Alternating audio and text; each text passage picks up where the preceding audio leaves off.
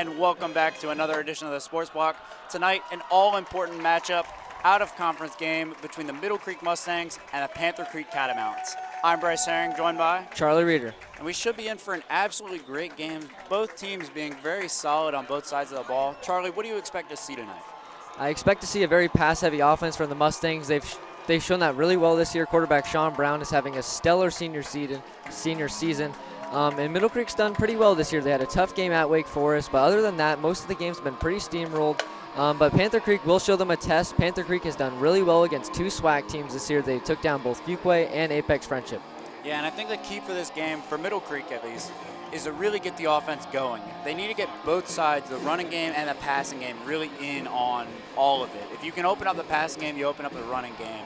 And Middle Creek really lives and dies by their offense. You know, their defense is solid and they get the job done week in, week out, really does a great job. But it's that offense. If that offense really has that firepower, they can just completely overwhelm teams. Definitely. In Middle Creek, this is their year on the offense. They have that very senior-heavy offensive line, obviously quarterback Sean Brown, and then senior Cole Prenovo at running back. And he's been very, very well this season. He's got 2 touchdowns, over 100 rushing yards. He's done pretty well breaking off tackles. And Middle Creek, we never know what to expect from them, but this should be a good one. Yeah, and quickly on the other side of the ball, Panther Creek really spread out. Middle Creek's a pass-heavy team. Definitely looks like Panther Creek, spread out, got some decent touchdowns from a couple different running backs, so they're definitely going to try to spread the ball out as well. So Middle Creek will be kicking off to Panther Creek to start the night. And we should be in for a really great game. Middle Creek trying to capitalize on that home momentum, Hawaiian night out here at Mustang Stadium.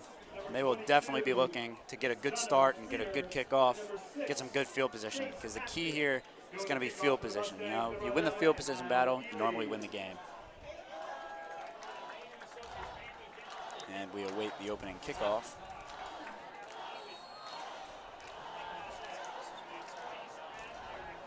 Kylie will kick it off, and we are off at Mustang Stadium. And the ball will go out for a touchback to start off the game. Some quick notes about the quarterback for the Catamounts. Tyler Sharp is 40 for 84, 515 yards with 3 touchdowns and 2 picks. Looks like he handles the ball well, but they're looking probably for a higher completion percentage, of course, tonight. And they're going to look to get their running backs started. A lot of carries across all 3 running backs, around over 50 in just a 4-week period. Definitely going to be looking at the run early and often.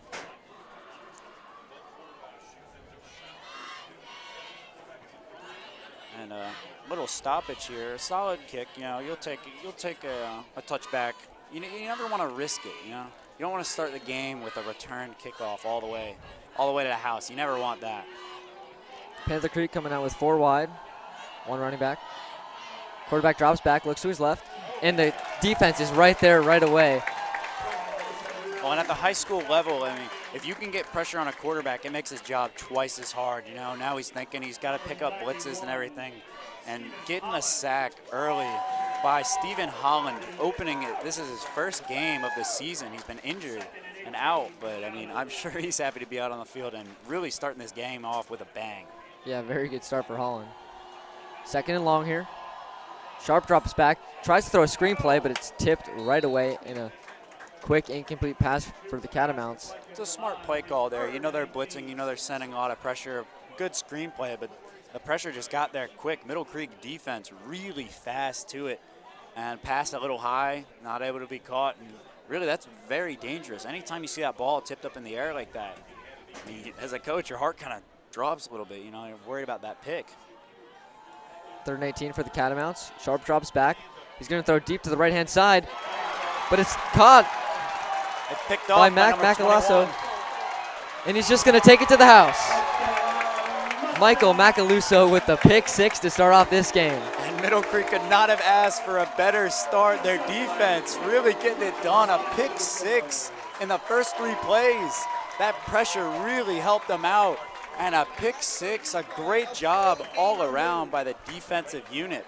A really great job there by everyone. That would have been a coverage sack had he been dropped back, and just a great job. Yeah, Tyler Shoup was looking to his right. It looked like he was attempting the pass to Jonathan Streeter, but Macaluso just kind of cut under the the wide receiver looked like underthrown a little bit, and he just took it to the house with some impressive speed. Yeah, the Mustangs pulling out the chain here. And the extra point up and good to make it 7-0. Middle Creek lead. And that's just what you want there. 7-0 in under a minute. You could not have asked for a better start for Middle Creek. Definitely. And from the Panther Creek offense, it looked like some of the snaps might have been a little high. Quarterback wasn't getting to drop back as fast as he would have liked, taking some time to grab that ball. Shoop really didn't have many options. The Middle Creek defensive line was just getting to quick. Like we said, Stephen Holland right back and just coming back to where he left off. Beautiful sack, led Panther Creek deep in their zone, and a pick six results. Well, and I think when you really put the pressure on that O-line, they're kind of ready to get back. When you're blitzing, I mean, you got to prepare to block, and I think that center was more focused on blocking his guy. Stephen Holland D-tackle went straight down the middle like it was nothing, but he had to work on that snap because the quarterback just didn't have time. That screenplay would have worked very nice, got him out of a little tricky situation, but you can't do that if the pressure is just instantly through or a bad snap that you can't get back on.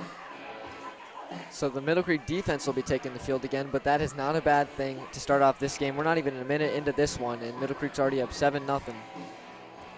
Yeah, and it was kind of a question mark. I mean, if you look at those stats and if you watched a little bit of Tyler Sharp, not a bad quarterback in any regard, but you'd like a higher completion percentage. That is the only thing. And, that's one of those things. That was a risky pass, and it didn't pay out.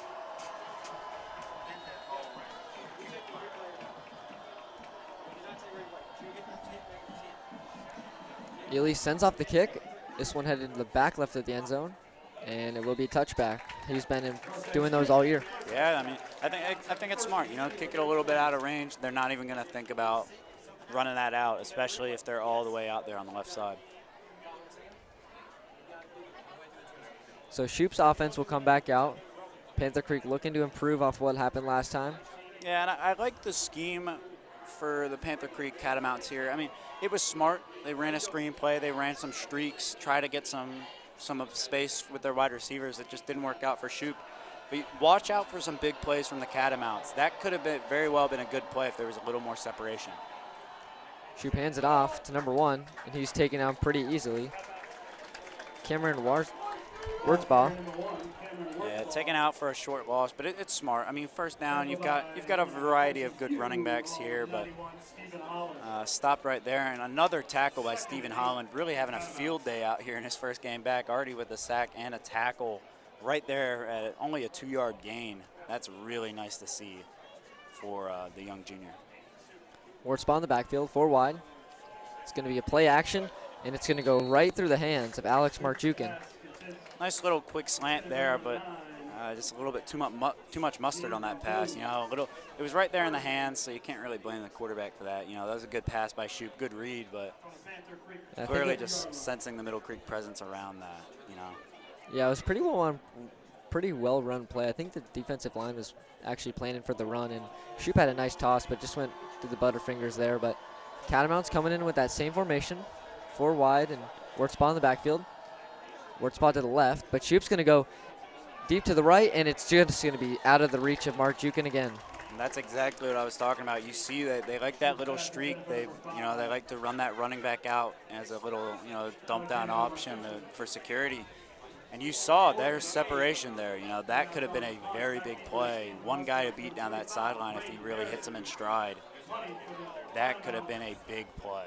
But a solid third down stoppage right there. So Kush Patel, number 82 for Panther Creek, back out to punt.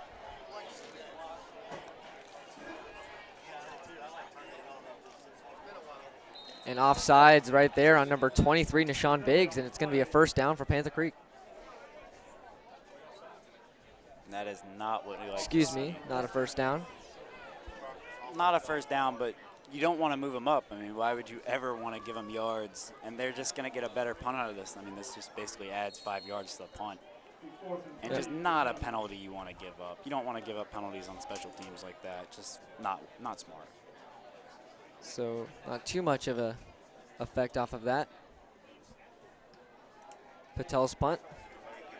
Out to get it is Braden Harrison, but he's going to leave it. And it's going to be down at the 30-yard line for Panther Creek. Decent punt by Patel.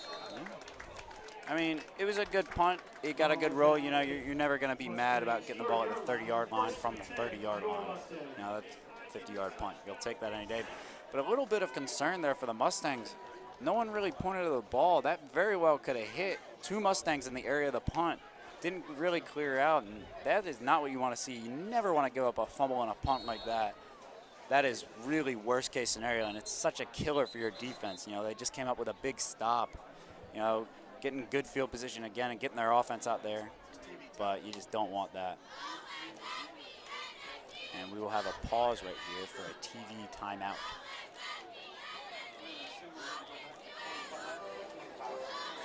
So the timeout will be called, and we'll be back with the sports block.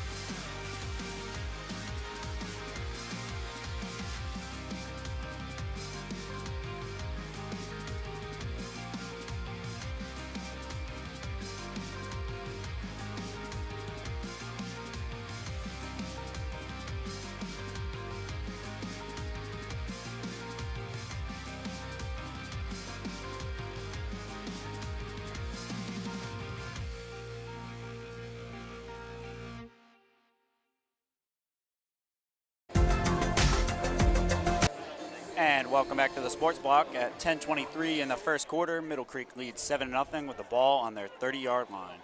And this is the first time we've seen the Middle Creek offense. What do you expect to see right quick? Very pass heavy. We see four wide out here. Cole Prenovo in the backfield. Sean's going to drop back, looks to his right. He's got Therius and Kyle Ely. He's going to throw it, but Therius tripped, and that's going to go out of bounds. So two quick 3-and-outs for Panther Creek on the offense. Not what they wanted to see. Middle Creek's definitely going to be happy with that. And by I mean quick. I mean, this is the fourth possession we've had this game. And yeah, we're only not even 2 minutes in.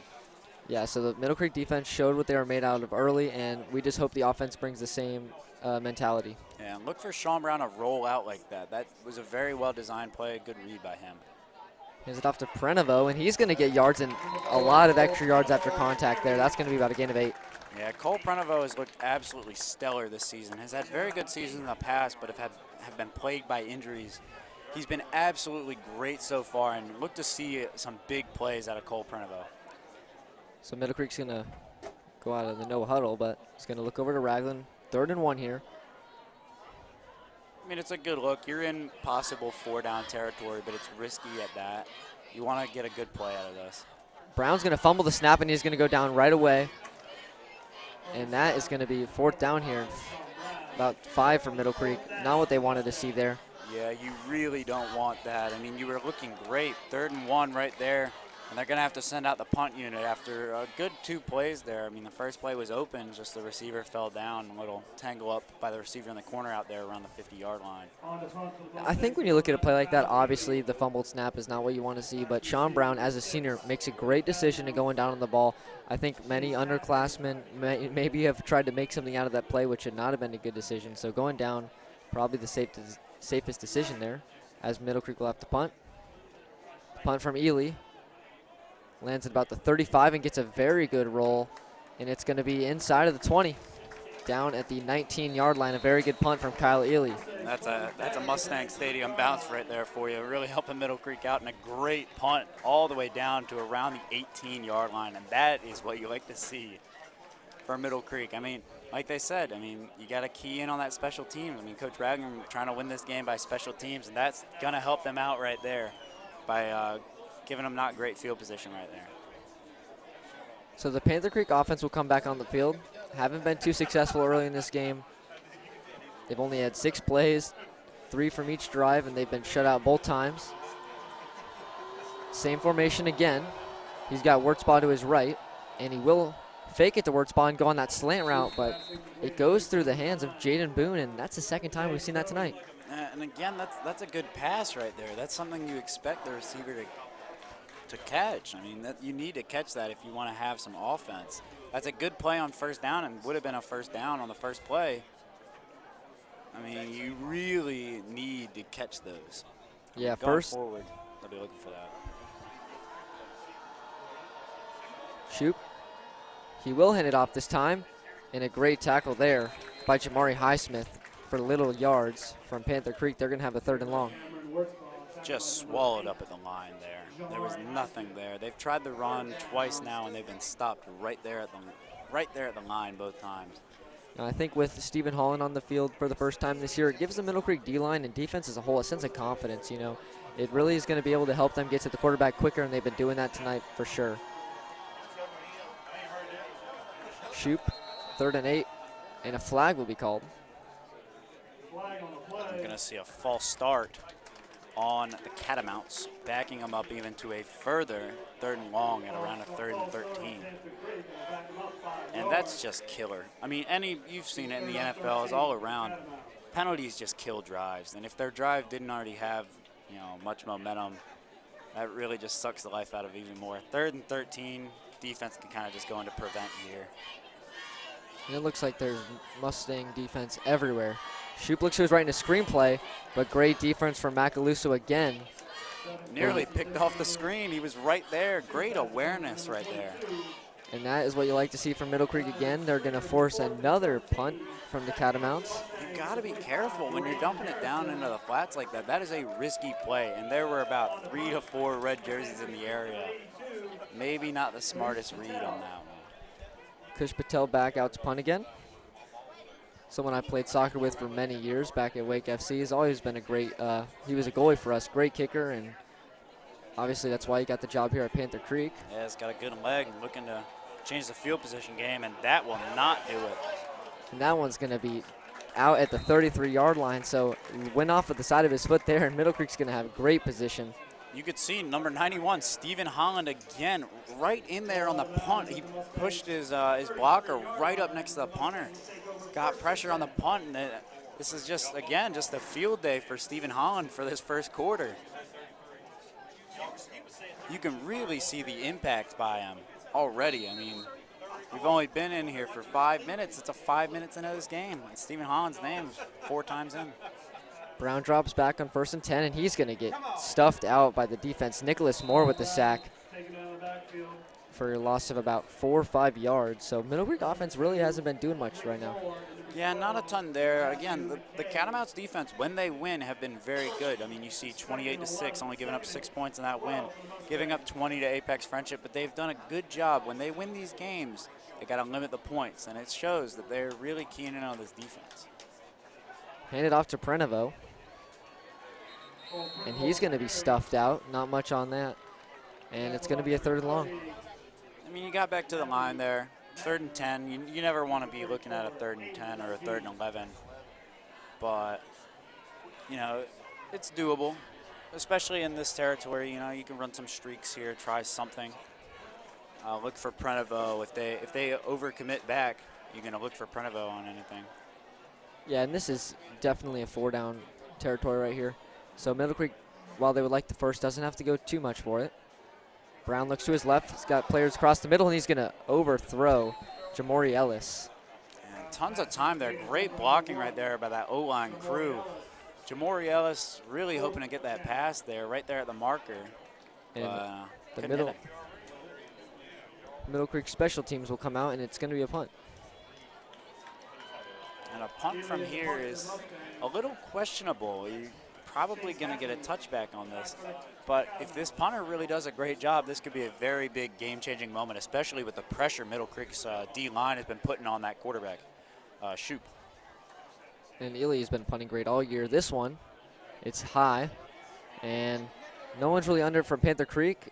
The bounce doesn't go his way that well, and it's going to be down at the 15-yard line. Great punt. I mean, you could ask for a little better, but I think any team is going to take one inside the 20-yard line. That is a great job there, and you can't ask for too much better. So a lot of changing in offense. The only score from tonight coming off of the pick 6 from Michael Macaluso on that first drive of the game. And Panther Creek and both Middle Creek's offense really not made anything out of their plays here, but 4 wide out again. Wurtzbach in the backfield with Shoop. He takes a snap, hands it off to Wurtzbach, who's going way back, and a great tackle there. That's a big tackle for loss there. Really, if you shut down that run game early, they're not going to go to it as often. Ben Lever, he tracked down Wurtzbach beautifully there, and a great tackle. And like you've been saying all night, this is not a good territory for Panther Creek to be in. No, not at all. And you can see the speed of this defense. This defense is everywhere. I mean, he went down and tracked down a running back, and you do not expect to see that from a defenseman like that. Shoop looks to go deep, and it's over the head of number 5, Alex Marjukin again. That's the 3rd time that's happened tonight. Yeah, it would have been a tight throw, not the easy throw there, you know, back in your end zone. He stayed in there very well, stayed in there. Could have taken a hit, didn't, but just overthrown again. They've had opportunities. You got to get the big plays, especially when you're down 7-0, to swing this momentum, especially when you're the away team. You got to get that big play to fall your way. 3rd and 20 for the Catamounts, pinned on their own 6.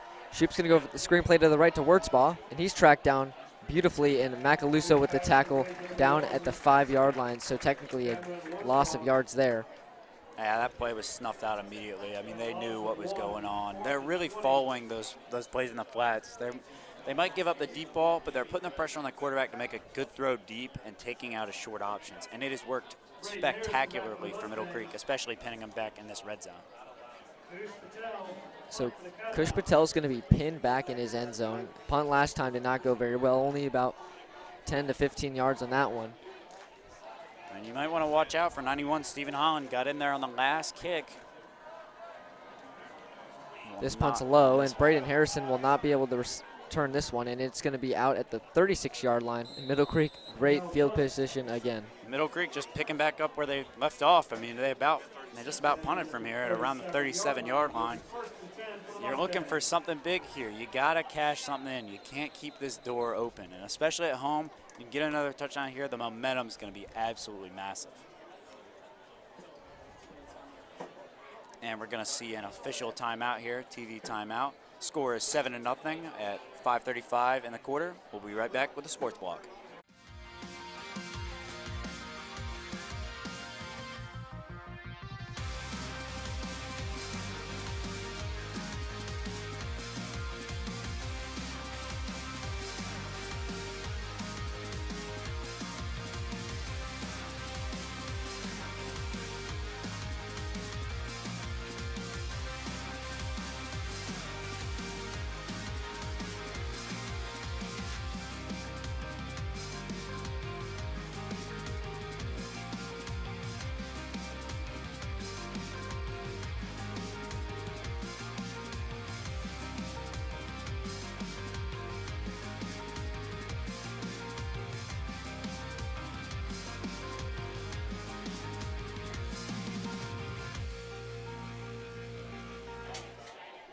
We are back with the sports block. Panther Creek on the offense now. They're on their own 37-yard line. Been a very back-and-forth game with the offenses.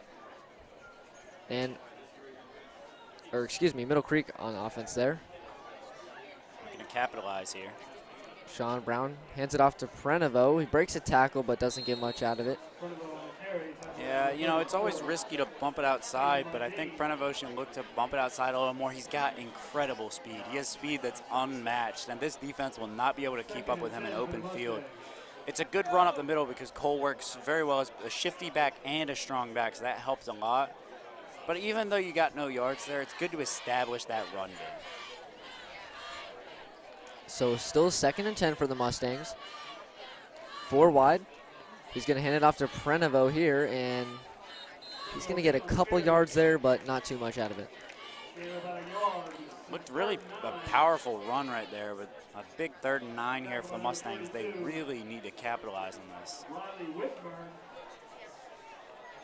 So this is kind of the same point they were last drive, and they threw an incomplete pass and decided to punt after it. So we'll see if they go for a different method here, but Prenovo is not going to be in the backfield. He's actually going to be, we got 5 wide.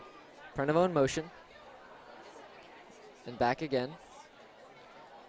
Sean throws to Jamori Ellis, and he's going to go down the sideline and Not enough for the first, but he does get some yards there.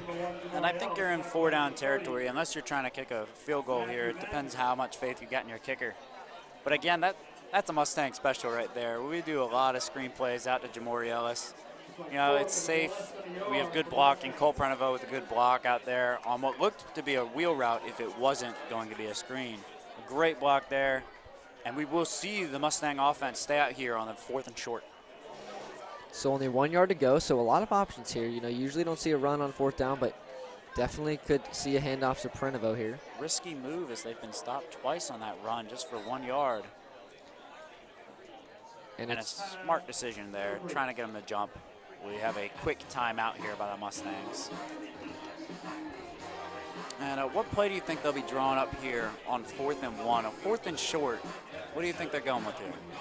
Well, I can't really have a definite play. You know, usually, like you said, when you're trying to draw the team off sides there, you would expect them to punt after this, but I think they'll definitely be going for it. While I think the Mustangs are used to maybe passing on a play like this, 4th down, with 4th and only 1, I think they can rely on Prenovo to get just 1 yard here, but I do think it's probably the safest bet for a pass. I can't say exactly what they'll do, but I'm sure they got a play that they've been working on lined up. Yeah. There are a lot of little tricky plays, but when you have a mobile quarterback like Sean Brown, 4th and 1s like these, coaches love, you know. You can really run a lot of different things. Or we could just see a really basic, you know, just an inside run here from Prenovo. Has a lot of yards after contact in this game so far. I mean, you saw that first run of about 8 or 9, all after contact. So you'll be looking to see something similar here, or, of course, maybe a trick play of some sort. So Ellis, Harrison, Ely, and Suggs are the wide receivers with Prenovo in the backfield. Sean fumbles the snap, and he's going to take it himself. And he will get the first down. But we have a flag on the play as the referees discuss what all happened on that play. Will be on the offense. And that will back him up, and now you're in a little bit of a tricky spot. What do you do in this position now? So 4th and 6, they're going to be on the 32-yard line. So definitely deep territory from about 50 for Ely, as it looks like Ely's going to be staying as a wide receiver on this play, and the Middle Creek offense will stay out there. And on this play, I'd key in on Suggs. Suggs having a decent chunk of yardage, 4 touchdowns, a very good red zone threat, good speed. Look for him down the sideline. If they leave him one-on-one, I'm sure Sean Brown will be looking his way. Yeah, he's going up against Lathan Harris Johnson on that far side of the field. 5 wide for Middle Creek. Sean looks to his left. And he's going to go to Owen Harrison, but it's a very good tip right there for number 22, Jonathan Streeter. Yeah, and a hit on Sean Brown there. Good pressure there. Smart on a 4th and long to put some pressure there. And we'll see a turnover on down by the Mustangs there. Turnover on down is not what you like to see, but I like the call there. I like the 4th down going for it call. You know, yeah. It didn't pay out. It's a good decision, I'd say. Yeah, with how dominant the Middle Creek defense has been, you can expect to see that all night. So. And on the other side of the ball, Catamounts looking to capitalize on some decent field position. Have been pinned back all game. And Stephen Holland. Excuse me, not Stephen Holland. It's Jamari Highsmith getting in on that one. It just seemed like the whole line was right there at the quarterback. Oh, yeah. It was a party at the quarterback. Everyone in there on that one. And that's not what you want to see as a quarterback. He had a little bit of time, but that's only enough time for a slant. With all the streaks they seem to be running, they do not have time to develop. Might need a little bit of a game plan change here with what they're seeing from the Mustangs. So it's a 7-yard sack against the Catamounts. They're coming in that same formation they've been in all night. Shoop drops back, looks to his right. It's going to be a screen play to Streeter, and he's just going to drop the pass. And, well, there have been a couple missed passes by Shoop. His wide receivers have not been doing much else. Yeah, you don't like to see that. Your quarterback, you're trying to bail yourself out of a 2nd and long situation. You just need some yards there. You're at a 3rd and 17 now, and it's not really doable. You're going to have to run some streaks here, and you could end up just getting another sack and giving Middle Creek good field position. Not what you like to see there as a coach from number 22 for the Catamounts. Wartzbaugh's in motion. Shoop's going to go to Wartspaw on the screen, and he's got space. Macaluso can't get to him, and he will get the first down, a gain of 18 from the Catamounts, and that's like the first yardage we've seen all night. Yeah, the Middle Creek defense really dropped far back there, and a great awareness there by the Panther Creek quarterback Shoop on that. Just a nice little pass to number 1, you know, right here down on the 30-yard line, sideline. That's what you like to see, and he had open space, and that's what you got to do as a running back. Get you some open space, work it, shifty. Well played by Shoop. So finally the Catamounts get something to go their way. It's been tough for them all night, but looks like there's going to be a major change in field position. And it looks to be a penalty on Middle Creek. Not what you like to see. A 15-yard penalty, a personal foul of some sort is not what you like to see on that. Shoop looks to his left. He's going to throw deep up the middle into the end zone, but it's picked off. And just underthrown. He's overthrown multiple passes and a great interception there. And Josh High with the interception. Like to see Middle Creek's defense getting after it, going for the end zone. I like the aggressiveness there on that streak, but just an underthrown pass, and you're just asking for it to get picked off by this Middle Creek defense. And a great interception there by High, just in front of the end zone. And the chain is out again, this time in the possession of Josh High. And a big pick there, stopping a possible red zone threat. So Middle Creek's going to be pinned back at their own 2-yard line. They do not want to let that defensive line get to Sean Brown. And a great job there. The defense really coming up big. We talked about the offense, but that defense. A great run by Prenovo to get them out of that deep end zone, and they're going to get a gain of about 4 or 5 yards there. That's perfect. You know, that's what you want. A first down run, nice 4 or 5 yards, just grinding away, giving you a second and doable. It really opens up some options here for the offensive coordinator. Sean Brown's got Prenovo to his left. 3 wide, hands it off again. Escapes 1 tackle, but not much out of that, so it's going to be around a 3rd and 5 for Middle Creek.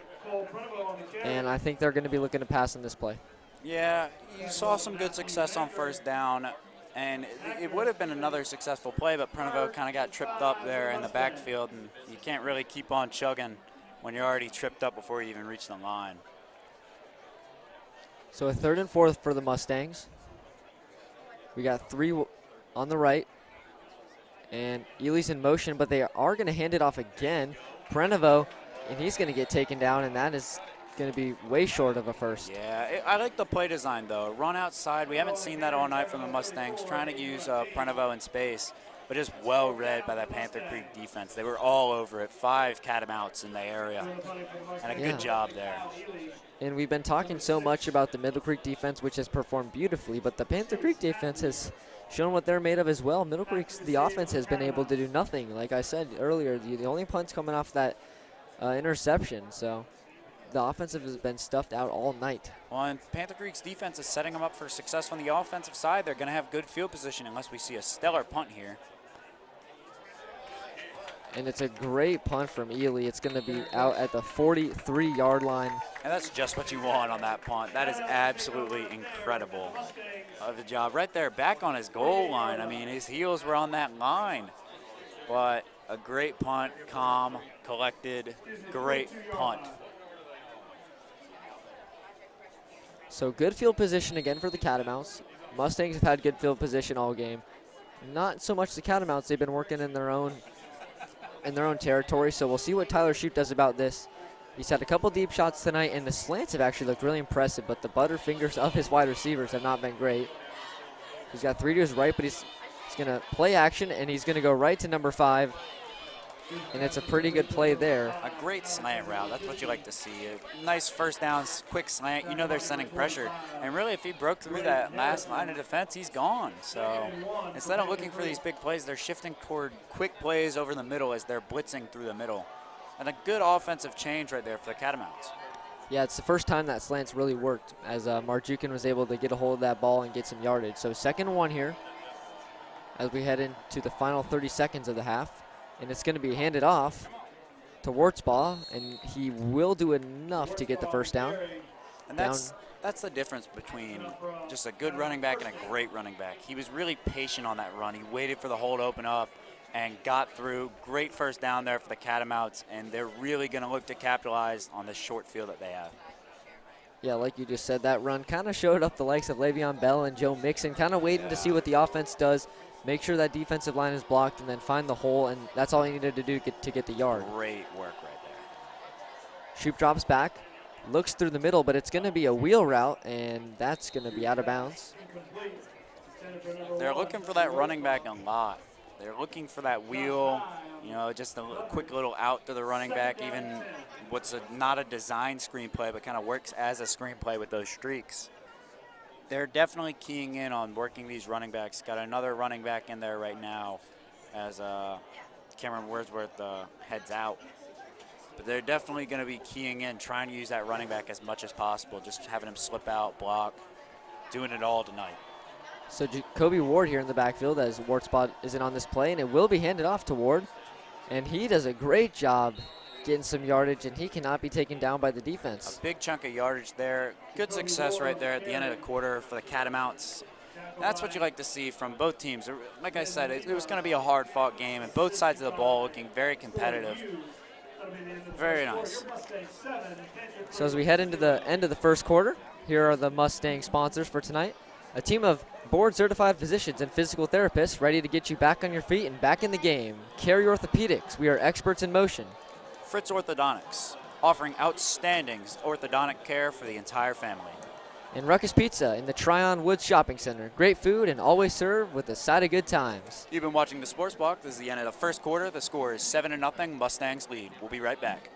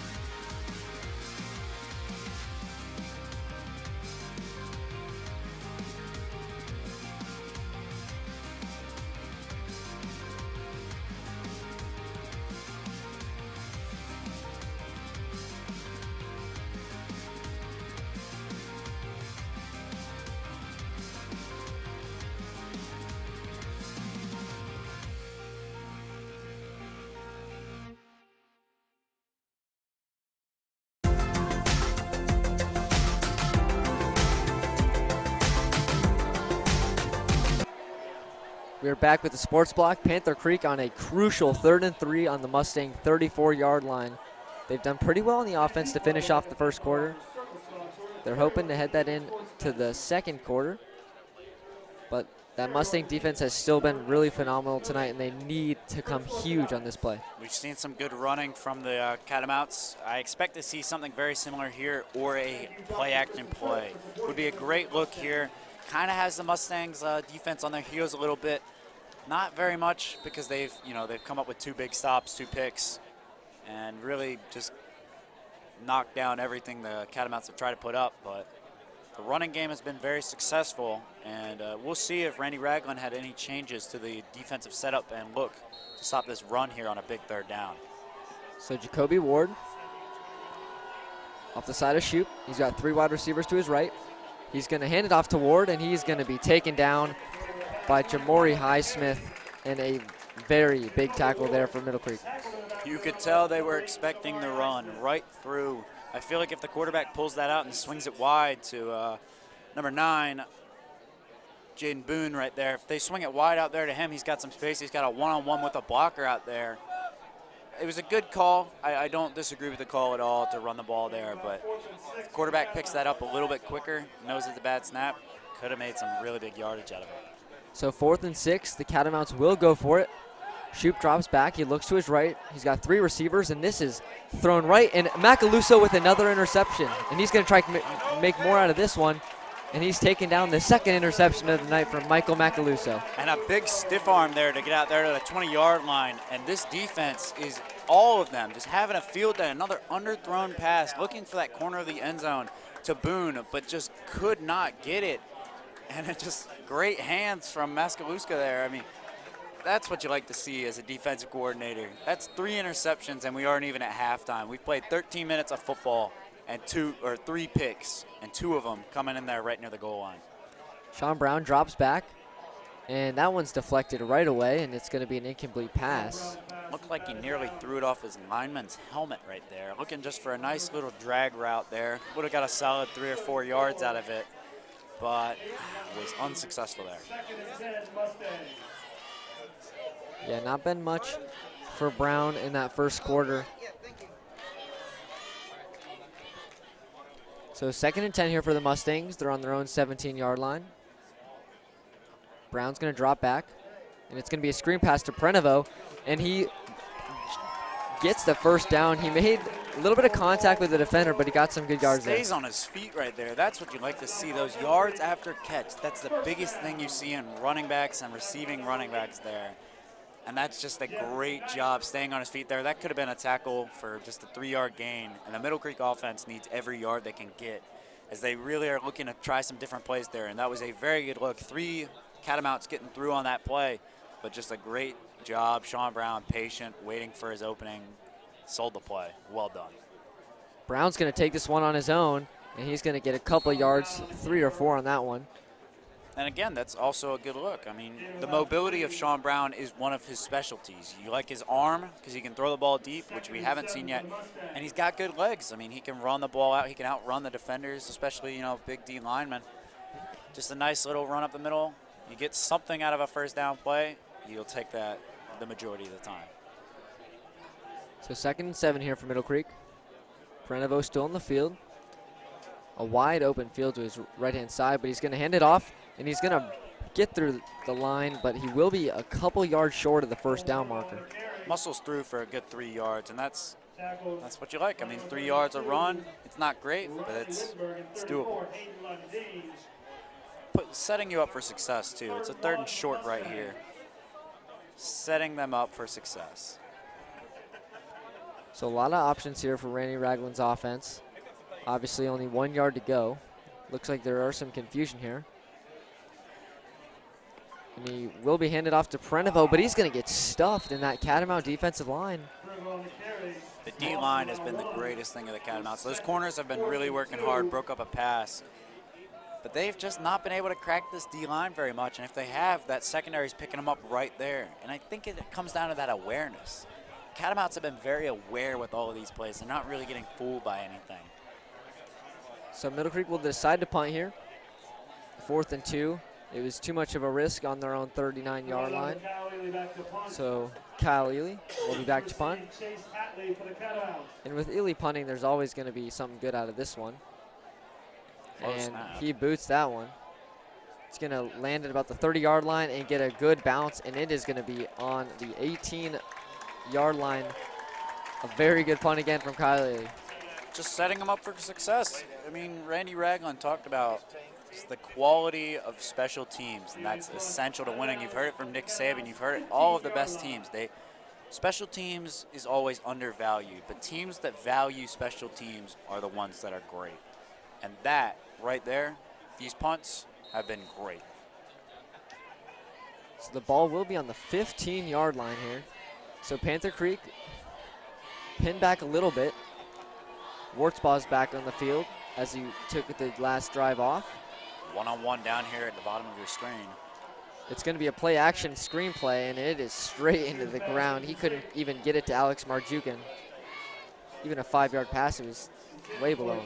Yeah, just not doable there. Quarterback has looked a little off so far, underthrowing, overthrowing. But look out for Luke Davidson on the bottom of your screen right here with a one-on-one. You like that matchup, and you like how they've been running screens, but they can try to open it up on a streak route. Wartzbaugh doesn't get much out of that one as the Middle Creek defensive line with a good stop there. It's going to be 3rd and long for the Catamounts. This is a big third down. You got to convert here. You had some momentum on offense, and you basically threw it all out with that pick. You got to change the field position here, get the Mustangs back, and try to capitalize with your strong defense. Try to get some points out of that. Yeah, not 4-down territory here. Sheep drops back. He's focused on his right. It's going to be a screen play to Wartzbaugh, and he will not get the first down. A very good job there by Nishan Biggs to make sure he can push him out of bounds for the first down. Yes, stepped out before he even crossed the line of scrimmage.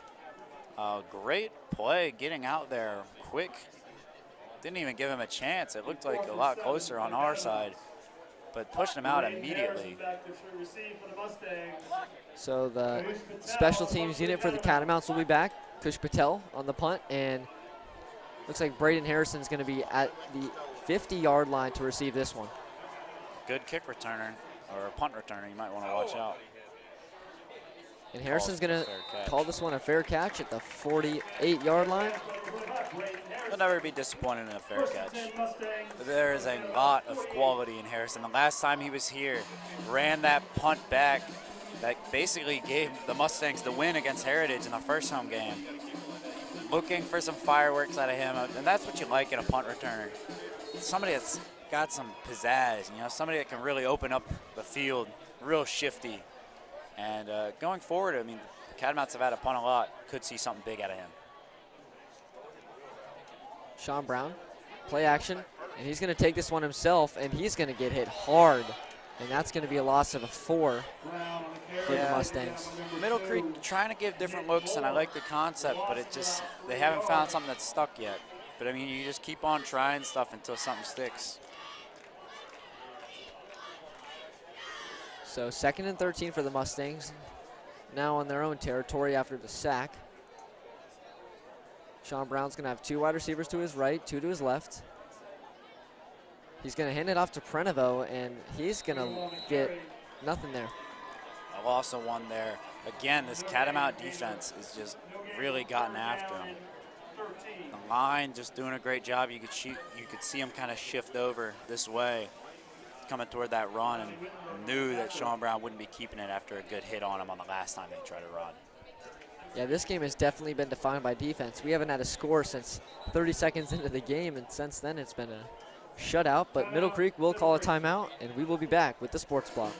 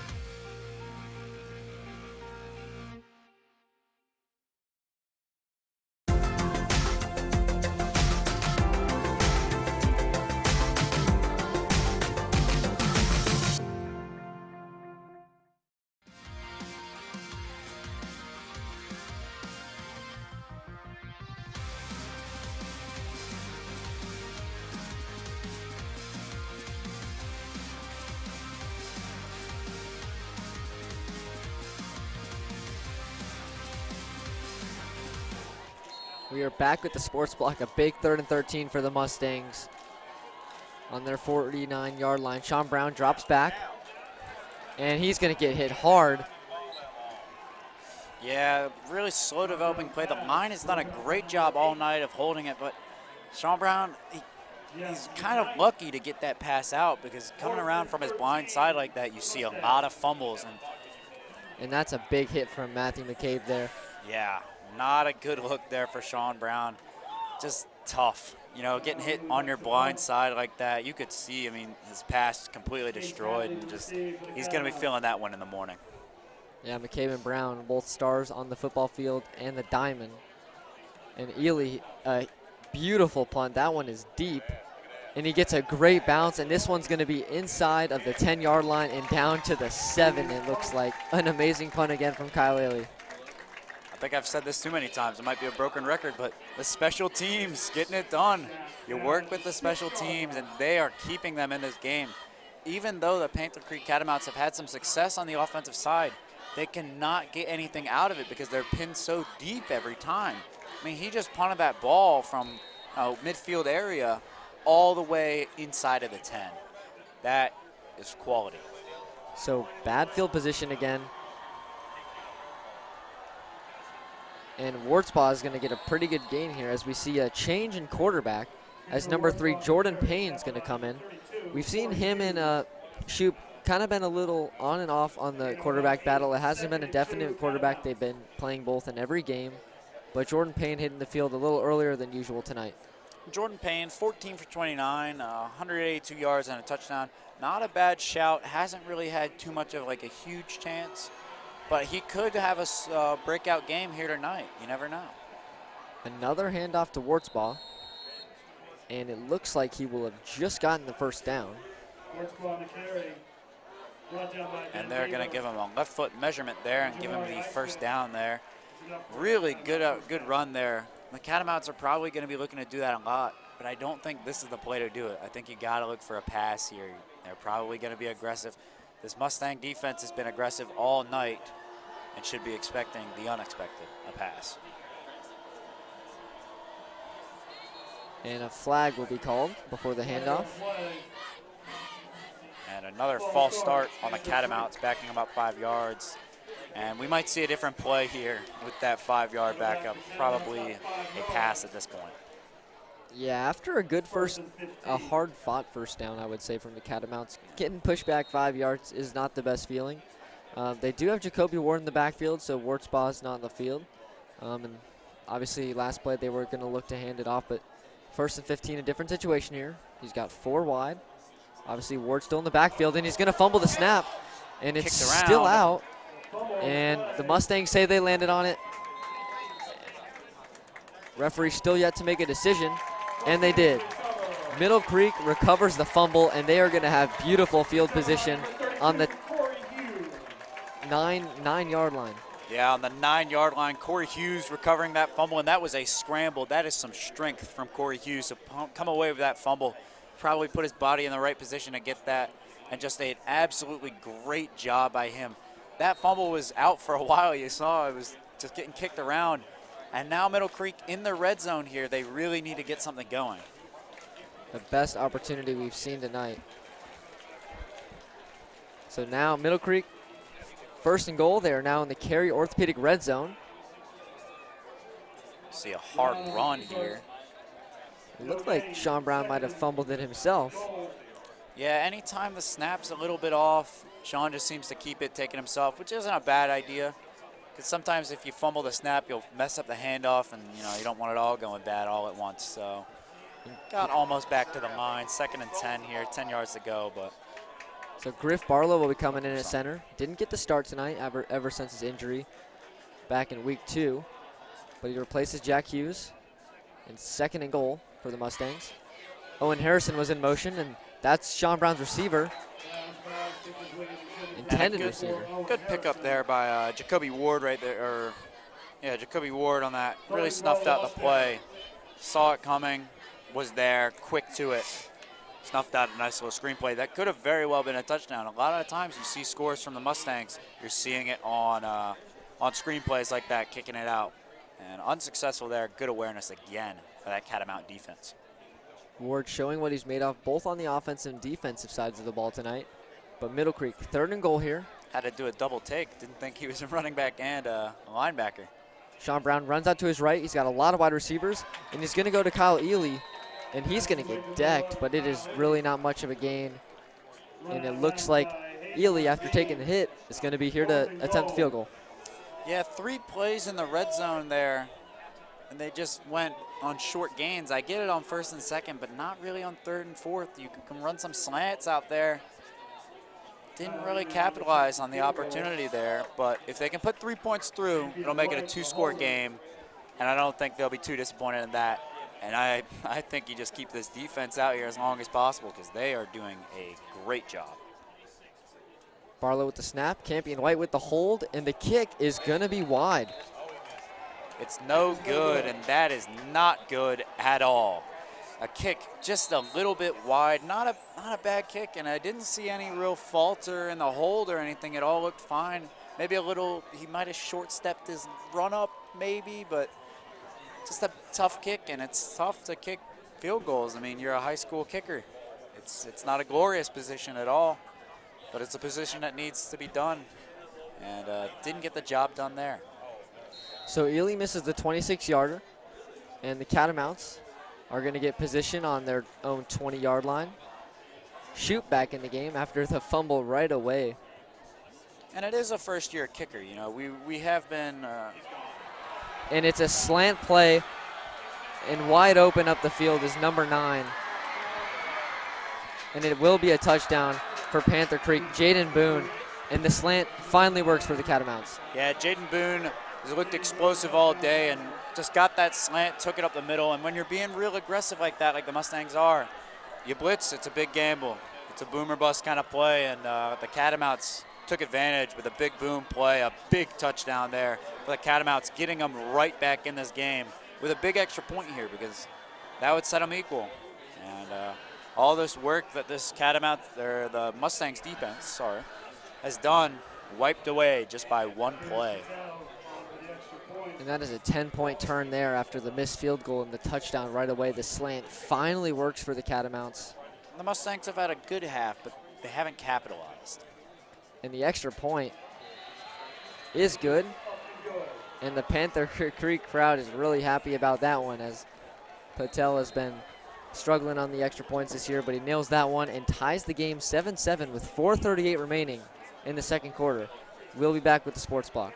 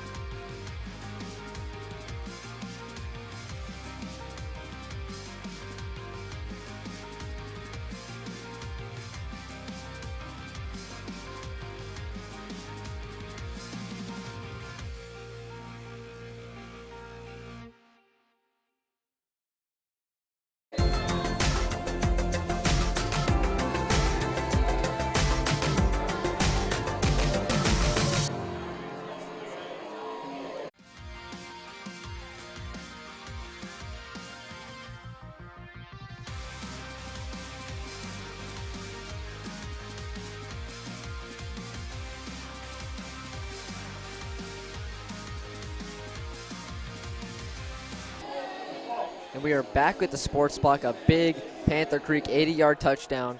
Jaden Boone on the slant. And we have a tie game here heading into the final minutes of the second quarter. Yeah, that's tricky. I mean, your defense has held strong for a good, 20-so minutes. Giving it up there is not what you like. So a short kick.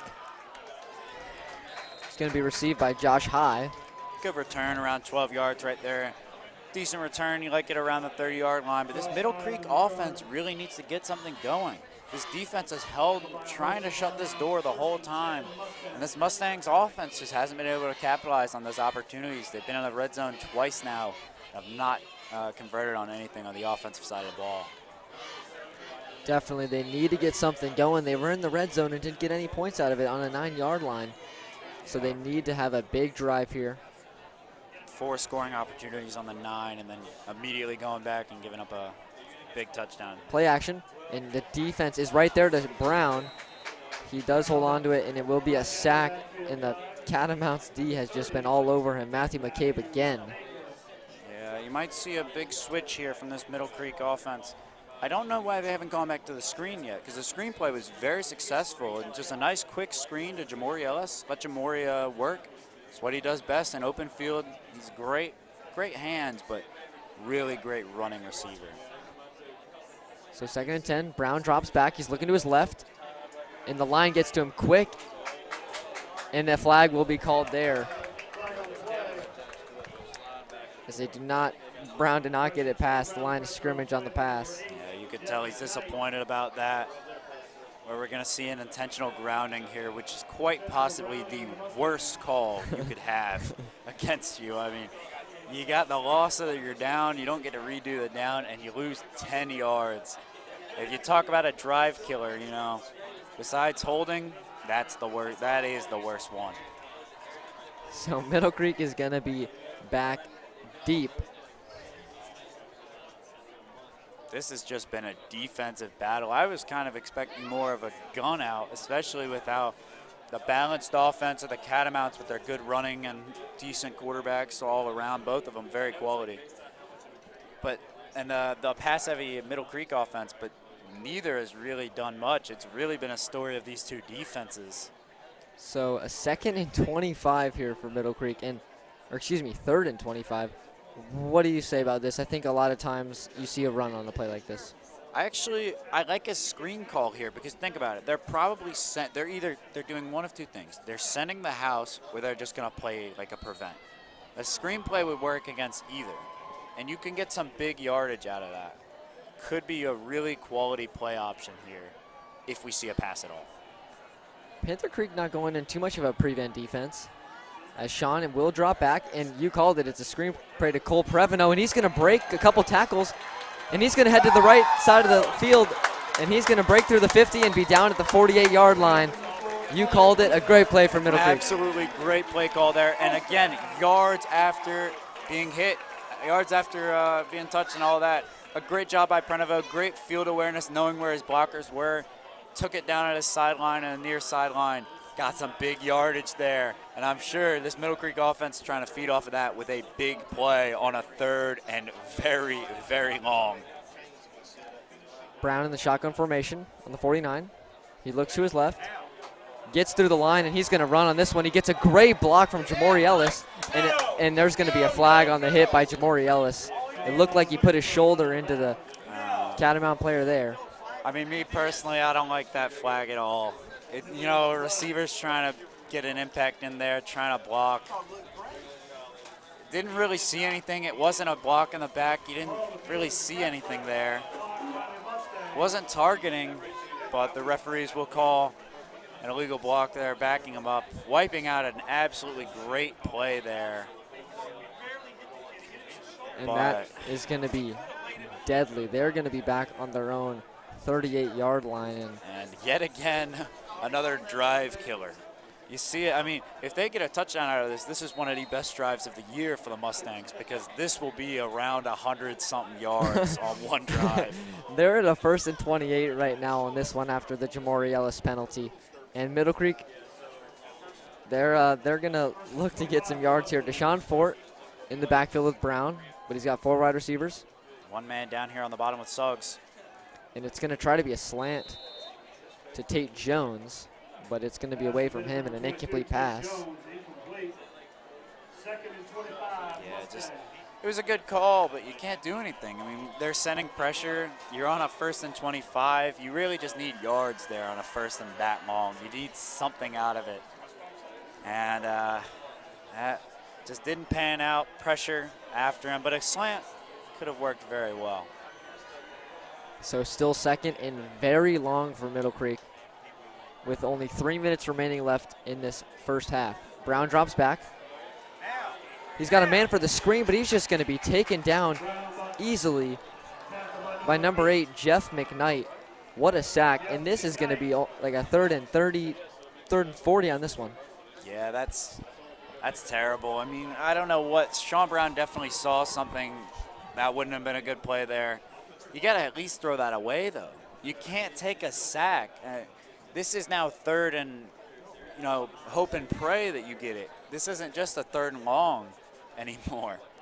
It looked like he had Deshaun Fort on a screenplay. At least would have got a couple He yards. had 1 or 2 receivers. I mean, it wouldn't have been an easy pass, but sometimes you got to make those decisions. Brown drops back, and it's going to be almost picked at the line. It looked like he was intended to Therius Suggs, but the defensive line had a great chance for an interception. That would have been a game changer right there. That would have put him in, completely flipped the field on the Mustangs. And this Mustangs offense, I'm sure we'll see a different look in the second half, and Coach Ragland will not be happy at all with how this offense is done. You know, penalties kind of killed them. This is not the smartest play here by the Mustangs. And the Catamounts now on the offensive here, attacking, trying to get something going. Ely with an amazing punt. We've seen it all game, and this one's going to go out at around the 35-yard line, a beautiful one. And after the play by the big gain by Prenovo, they were at the 50-yard line, and they were at the 20 on that punt. It's like they lost a lot of yards after the first down there, but another good punt avoids Panther Creek being in great field position, and Middle Creek just wants to make sure they give up no more points before the end of the half. Well, the Mustangs have been a good job of not turning the ball over. They've handled the ball fairly safely. But these penalties are the second worst thing you can do as an offense. I mean, you're just sucking the life out of your own drive. You get some momentum, and then penalty right backs you up. They're going to be looking to clean it up behind the scenes out here for the offense going into the second half. Sheep drops back, and it's going to be a screenplay right away to Wurtzbach. And he's going to get taken down, but it's going to be a gain of like 7 or 8. Yeah, an absolute workhorse so far. And this is not a good look for any Middle Creek or any football fan in general, as we have an injury on the field. So we will be taking an injury timeout, and we will be back with a sports block.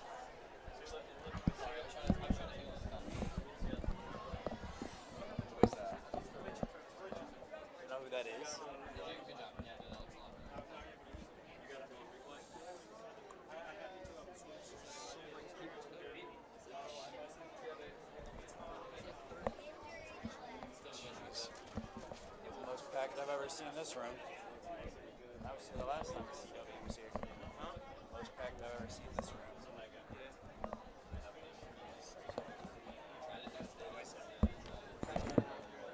Stretching the legs. Get the table cam.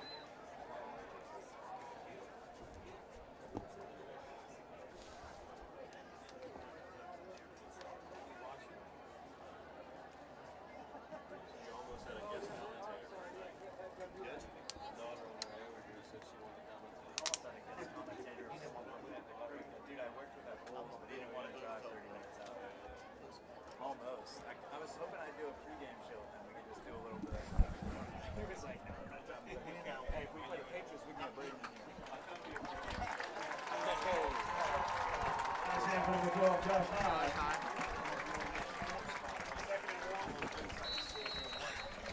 Can we stand? We should stand and commentate. It's kind of hard to see. Second and 1. They're trying to see, I guess.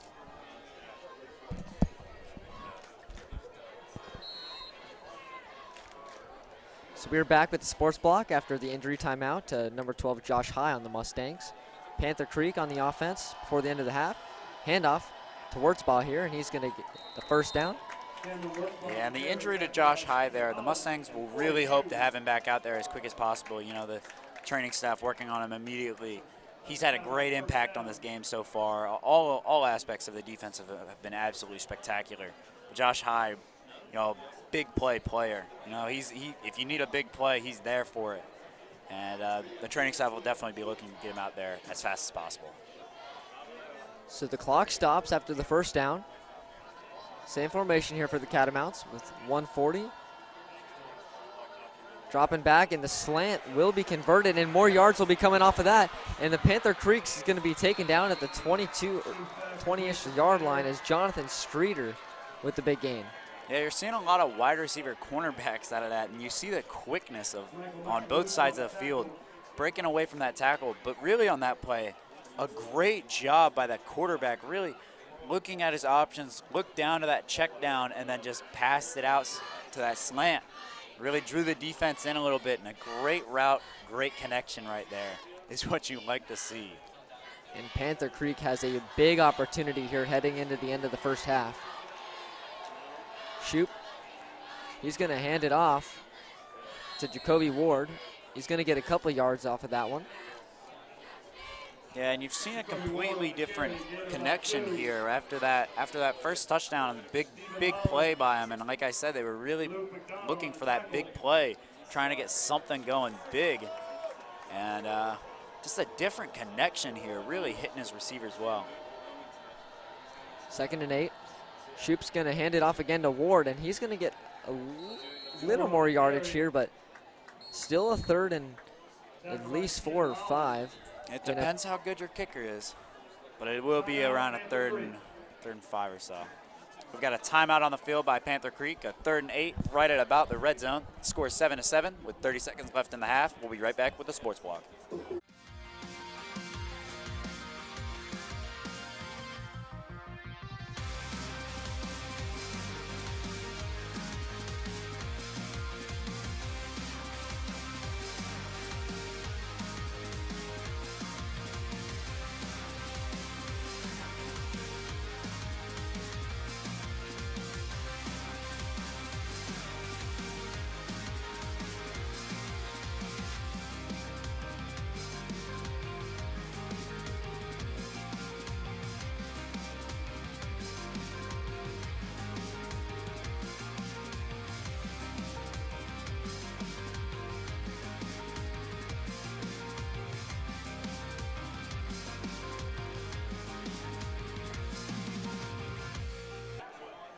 Third and 5 here for the Catamounts as we're back with the Sports Block.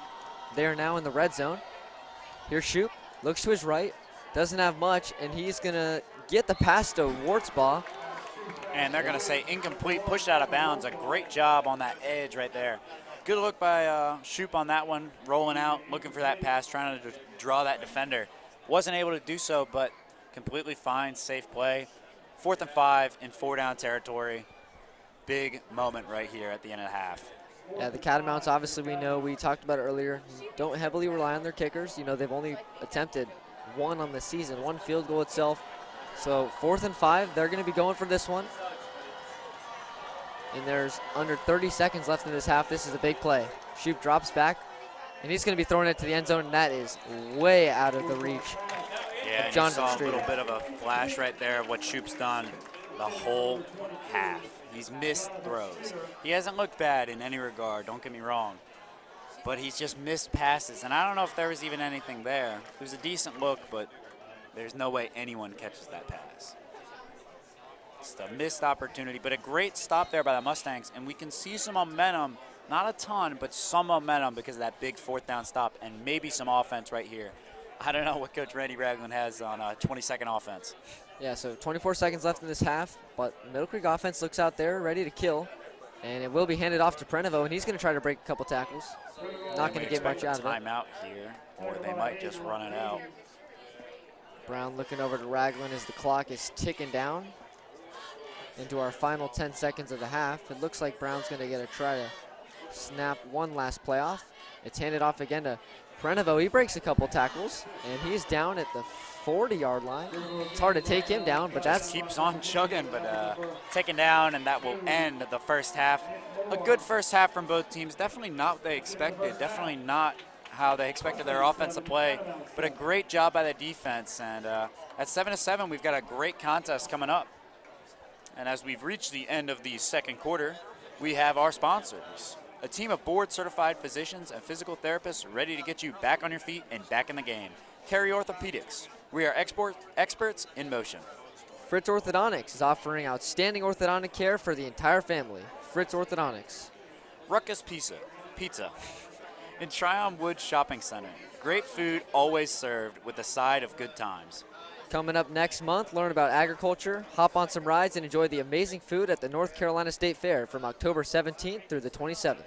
Schramm, Tingen & Associates is an independent insurance agency serving the Greater Carolinas, protecting the things you care about most. And delicious pizza that satisfies your cravings, and you can find it here tonight, Johnny's Pizza. And our halftime show is sponsored by Carey Orthopedics, serving athletes throughout the Triangle for more than 30 years. An experienced team of board-certified physicians and physical therapists ready to get back on your feet and back in the game. Carey Orthopedics, experts in motion. We'll be right back after these messages, and thank you for joining us.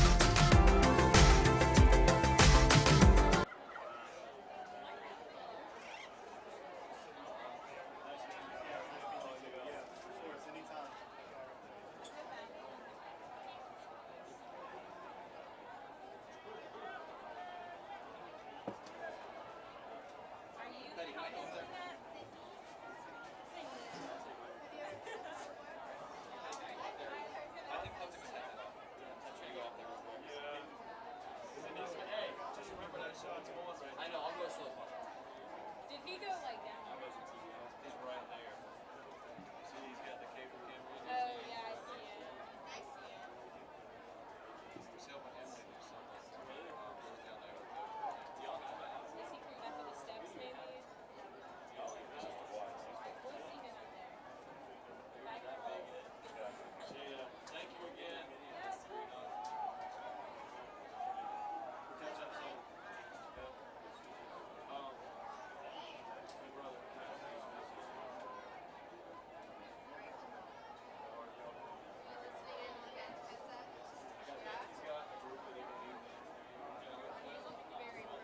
Back down to you. He always has like, we need a picture of the winning ticket. That's not us. There's no one in there. Who has the winning ticket? Right here. Not backing out there now. I have a picture of it. Hang on a second. Hang on a second. Everything else good with you though? Yeah. I know. We'll be good. Good seeing you. Take care.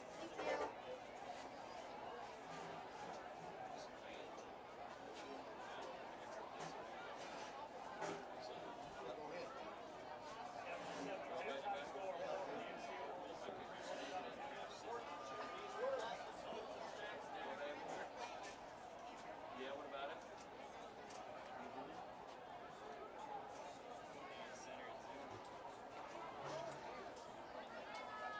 What's up, man? Panther Creek, just past brother. Where's Dan? He's upstairs. Touchdown? Finished the pass in the middle. Interception. How did they score? Panther Creek, yeah. Oh, no, Panther Creek.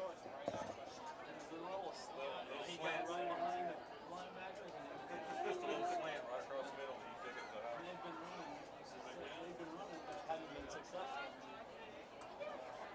Huh? We're gonna go just a little bit, okay? Drum major, is your band ready?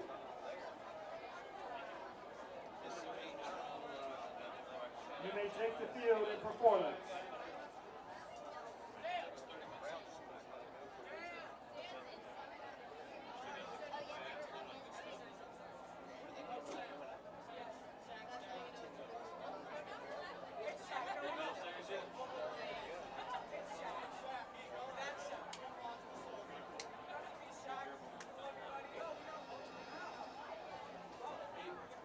I don't want to bring your heart. Just the ones on the end.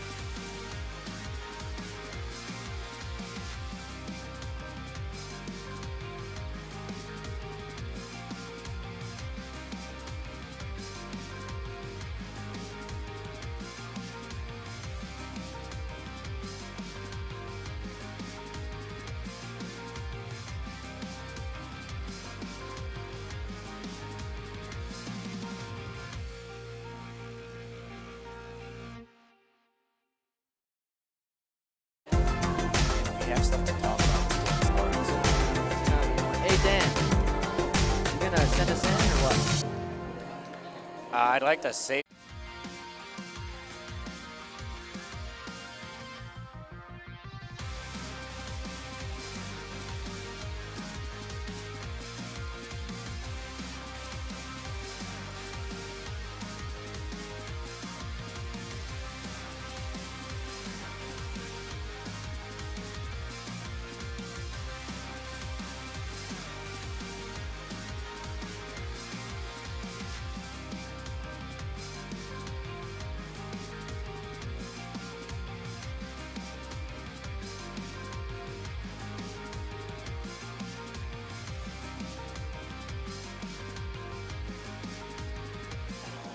And welcome back to the Sports Block as we have a Friday night thriller here in a 7-7 non-conference matchup between the Middle Creek Mustangs and the Panther Creek Catamounts. But before we get into a halftime breakdown, we have to talk about our sponsors real quick. Our halftime show was sponsored by Carey Orthopedics, serving athletes throughout the Triangle for more than 30 years. An experienced team of board-certified physicians and physical therapists ready to get you back on your feet and back in the game. Carey Orthopedics, experts in motion. And we thank Carey Orthopedics for all that they do for the Sports Block broadcast. And Charlie, what are some keys you see that both teams need to do to really capitalize and win this game in the second half?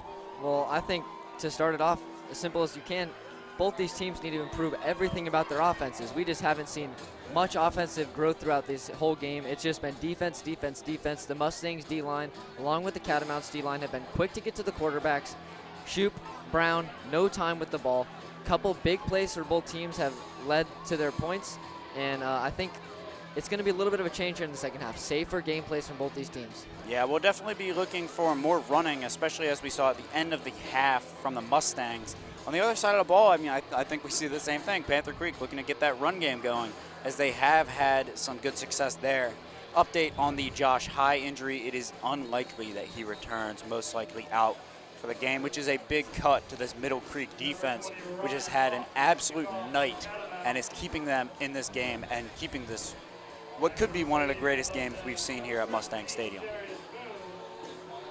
Yeah, and I think a major key for the Mustangs this game has been the punting from Kyle Ely. He did miss the field goal, but his punts have been phenomenal, always putting the Catamounts in some tough field position, as Mustangs will receive the ball in the second half.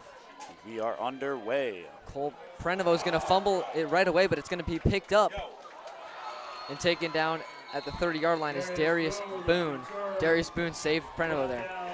It's very funny, though, how it works out. On those fumbled kicks and fumbled punts, those are the ones you get a big return on. The one that I'm thinking of in my mind is Deshaun Jackson's game-winning punt return. He fumbled it. He fumbled it way out. But I feel like they overcommit when they fumble. They're trying to get the football. And we've seen some big returns here at Mustang Stadium too, on fumbled punt returns and kick returns. Barlow at center to start the half. It's going to be handed off to Prenovo, and it's going to be a gain of a couple yards. So we see Griff Barlow in at center to start off the second half. We saw Jack Hughes start off the game, but I think Raglan's want to go with his main center for the second half. Saw some little if he's bits by the offensive line. The offensive line has had a great night, and in general, they've given Sean Brown a lot of time. It's just Sean Brown really hasn't been able to do much with that time. This one's going to be handed off. Not much out of it. Again, they've only gained 4 yards on these 2 plays. It's going to be a third down early for Middle Creek already. The Middle Creek line, again, good blocking there. It's just that secondary getting through, and it kind of goes on Cole, where if Cole can break through that, he's gone. But it's going to take time. It's going to be a slow, grind them out kind of game, and that's what I expect to see more of in the second half. So 3rd and 7 here for the Mustangs, and a flag's going to be called right away from our right sideline ref, and it's going to be offsides on the defense. Offsides. That is a big call there. That makes it 3rd and doable right there, 3rd and short at around a 3rd and 2. And that makes the play call change, but also a very good thing for the Mustangs. Definitely 3rd and 2, a lot different than 7. As you see, the formation of Cole Prenovo changes here as he's back behind Sean Brown. And Sean Brown's going to take this one himself on the option, and he will get the first down, taken down at the 45. Yeah, and great up the field blocking there by Cole Prenovo there, getting out there. Great block, making sure he got that first down, and that's really good to see. a different play call. Not different, but it was a good play call by Ragland. We haven't seen it much tonight is what I was going at. A little read option from Brown. And with Prenovo, like you said, on the block, it's just another blocker for Sean on the run, and we know Sean's just as fast as any other running back. Cole Prenovo is just tough. Brown's Very going tough. to drop back here. He's looking deep to the left, and this ball is tipped out of his hands. Hit while he threw. Scary pass right over the middle of the field. You know, you never want your worst pass to be over the middle. That is not what you're looking for. And kind of a break for Middle Creek as the cornerback down there fell down at around the 27-yard line, was unable to make a jump on that ball. Yeah, Jeff McKnight wasn't able to get that one. He knew he wanted it, though. So Mustangs survive a scare there, but they're still back at it. 2nd and 10. 2 wide receivers on each side. Brown's going to be looking to his left right away. And it looks like Owen Harrison might have been hit, but no flag. So another incomplete pass. Yeah, quick close in there by number 6, Chase Hatley for the Catamounts, but didn't make any contact from what I saw. Looked clean, took his hands back. Just an overthrown pass too. I mean, even if there was interference, it could have just been uncatchable pass. So 3rd and long after 2 incompletions there for the Mustangs. And again, I feel like it's going to be another screen play. Look for some movement here on Cole Prenovo. Prenovo to the right. He wanted it, but he's going to go. Brown's going to go to the left. Darius Boone tries to get the extra yardage, and it looks like he's just short of the first down marker. But a very good run there by Darius Boone after the catch. Yeah, I like the play call there. A fake screen down to Prenovo. You saw the collapse there by Prenovo, and switch the side on him. It was a good call and made it a very competitive down now. So 4th and 2, the Mustangs are going to stay out there inside of Panther Creek territory. And, you know, while there still is a lot of game time left, this could be a big 4th down for the rest of this game. If the Mustangs can come down and get some points, it would be huge going their way. But a Panther Creek stop would really destroy the confidence of just the offense. Not much time to work on the clock with only 3 seconds left on the snap. They get the snap off. It's handed off to Prenovo, but a great tackle by number 70, Hayden Minter. And you can see the Panther Creek Catamount student section going wild over there. You don't normally see that out of the away section, but man, they are really into this game, and they should be a real, tight game at Mustang Stadium. And just an odd play, really just didn't have a play set. Took until 3 seconds left on the snap, and it showed they got nothing out of that. So the Catamounts back on the offense. Shoup's going to be in at quarterback with Wurtzbaugh to his right. Shoup looks to his left, and he is just taken down by Ben Lever and Quincy Pugh for a big loss. That's going to be a 14-yard sack. That's a big sack there. Real great job pushing them back, way back here, making it a really long set of plays that they need to get a first down. And again, it's just these defenses really going at it, and it's going to come down to which defense makes the big play. And we know both these O-lines are phenomenal, Middle Creek especially. So this shows that D-lines tonight have been extremely just getting to that line, doing a very good job. And they're only sending 3, 4, sometimes 5, but most of the time only 3 and getting pressure. And so slant play doesn't go too well there as it goes through the hands again of Alex Arcuchin. So a 3rd and 23 here for the Catamounts. We've seen a couple of these. It's no laughing matter for the defense. They have other plays have been able to convert on 3rd and very, very long. No play in this game is a gimme. Yeah, we saw obviously the 80-yard touchdown earlier in the game from Panther Creek, and Middle Creek was able to capitalize on a long screen play. Shoup does not have much time to get the play off, but it will be a screen, but a great tackle there. High snap and instant pressure from number 91, Stephen Holland, right there on the quarterback. Not what you like to see, but he got the pass out. He stayed in there, took the hit, and that's really what you like to see, a quarterback in there, really staying in there. That's just a great job by him. And a risky play, but it didn't pay off. Yeah, big tackle there from Michael Macaluso. He's already got 2 interceptions tonight and a great tackle there. Forces Panther Creek to punt again. Kush Patel back. Hasn't had the best punts tonight. Middle Creek's going to try to take advantage of this one. And it goes off the right side of his foot, it looks like, and goes out of bounds at around the 34, 35-yard line. And Not Middle a bad punt at all. Not a bad punt at all, but not great. You know, you've seen from Ely getting these punts within the 20-yard line. That's kind of what they needed. They needed a good roll there. But I'm telling you, it's just going to come down to pressure, defense, and if one of these screen routes can get through, all you got to do to beat up blitz, you get a nice screen play, you get by them, you know, you're going to have a lot of success. So it looks like a timeout will be called by Middle Creek, and we'll take a short stoppage here at the sports block.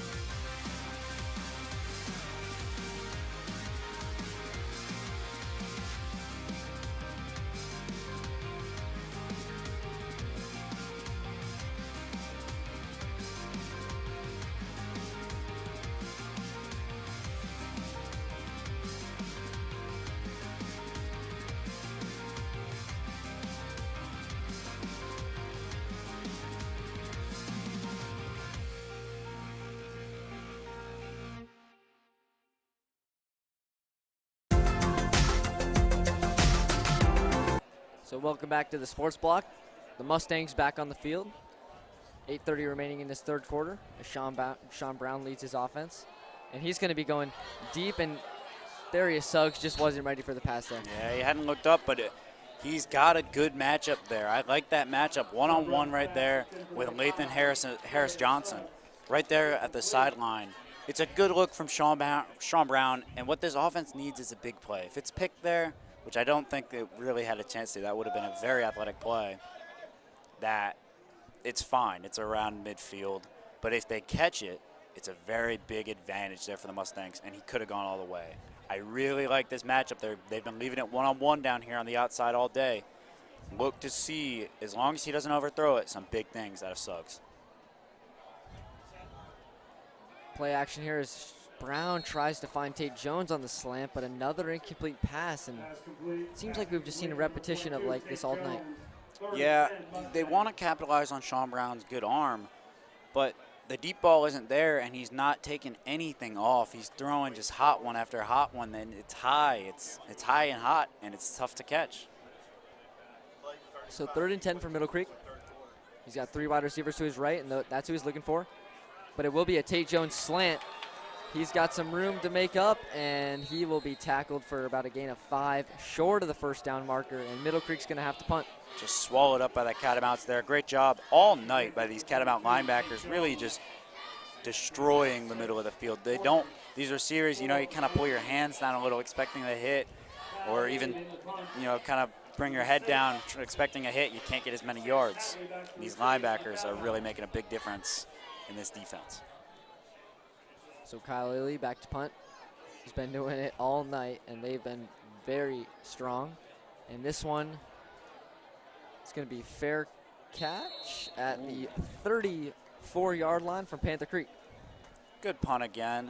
It's not spectacular, but what you need to do as a punter is not have those bad punts, because those are killers. As long as you can consistently hit at least 30-something yard punt, you know, 30, 40-yarder, you're a very good kicker, and any team would want a kicker like that. So the referee spot him at the 32-yard line. And we'll see if there's any change of plans here. Again, one-on-one at the bottom of your screen here. Looking Sheeps for that. Hands it off, and it will not be a gain of much, as Wartzbaugh can't make much out of that one. Good tackle again by Corey Hughes, trying to make something out of this. Has some fresh legs out there. Used a lot of different people. Corey Hughes, quick, very fast on the defensive side, and has done a good job there. Quick tackle, short work on first down. Yeah, Corey, one of the best linebackers on this Middle Creek defense. A junior, they're going to love to see him for the rest of this year and into next year. But 2nd and 7 here for the Catamounts. Shoop's going to drop back, looks towards spot, but he's actually going to be going deep, and wide open was number 22, Jonathan Streeter. He beat the whole defense. Yeah, the receiver doing something with his helmet on that play. They passed it deep, and it looked like he readjusted his helmet midway play, but no chance of catching that. Another missed opportunity for Shoop. That doesn't sit well with a coach. They've had 3 plays where someone on the far side is broken straight through the defense and have not been able to capitalize on any of them yet. So 3rd and 7 here for Panther Creek on their own 35. Shoop drops back. There's a slant through the middle, but he's going to be going around the 45-yard line. It's tipped up, but no Middle Creek defense can get on that one, so it's going to be a 4th down. Yeah, it looked like it hit the receiver right there in the chest. The tough play is the linebacker was right there or the corner was right there on him, but if you're going to win close games like that, you're going to need some quality plays, and that would have been a big one as a 1st down at around midfield. So Patel back to punt again. He's not too deep on this one, though. Middle Creek's going to try to take advantage of that and get to him, and a flag will be called right away. And it looks like number 57 on Panther Creek's on the ground.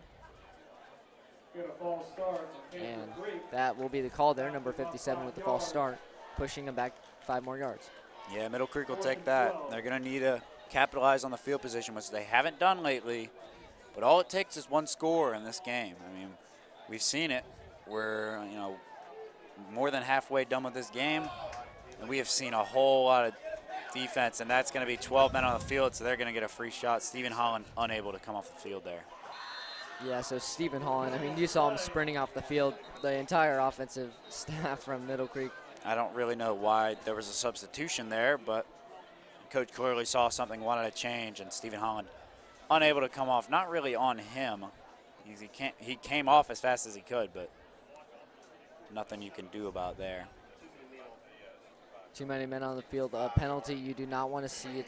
It's not a hard one to make, but it is very rare to see. But when it does, it can be costly. It's one that you can't make. In a close game like this, these little mistakes are what can cost you the game heavily. And obviously a play like that is going to move the chains for Panther Creek.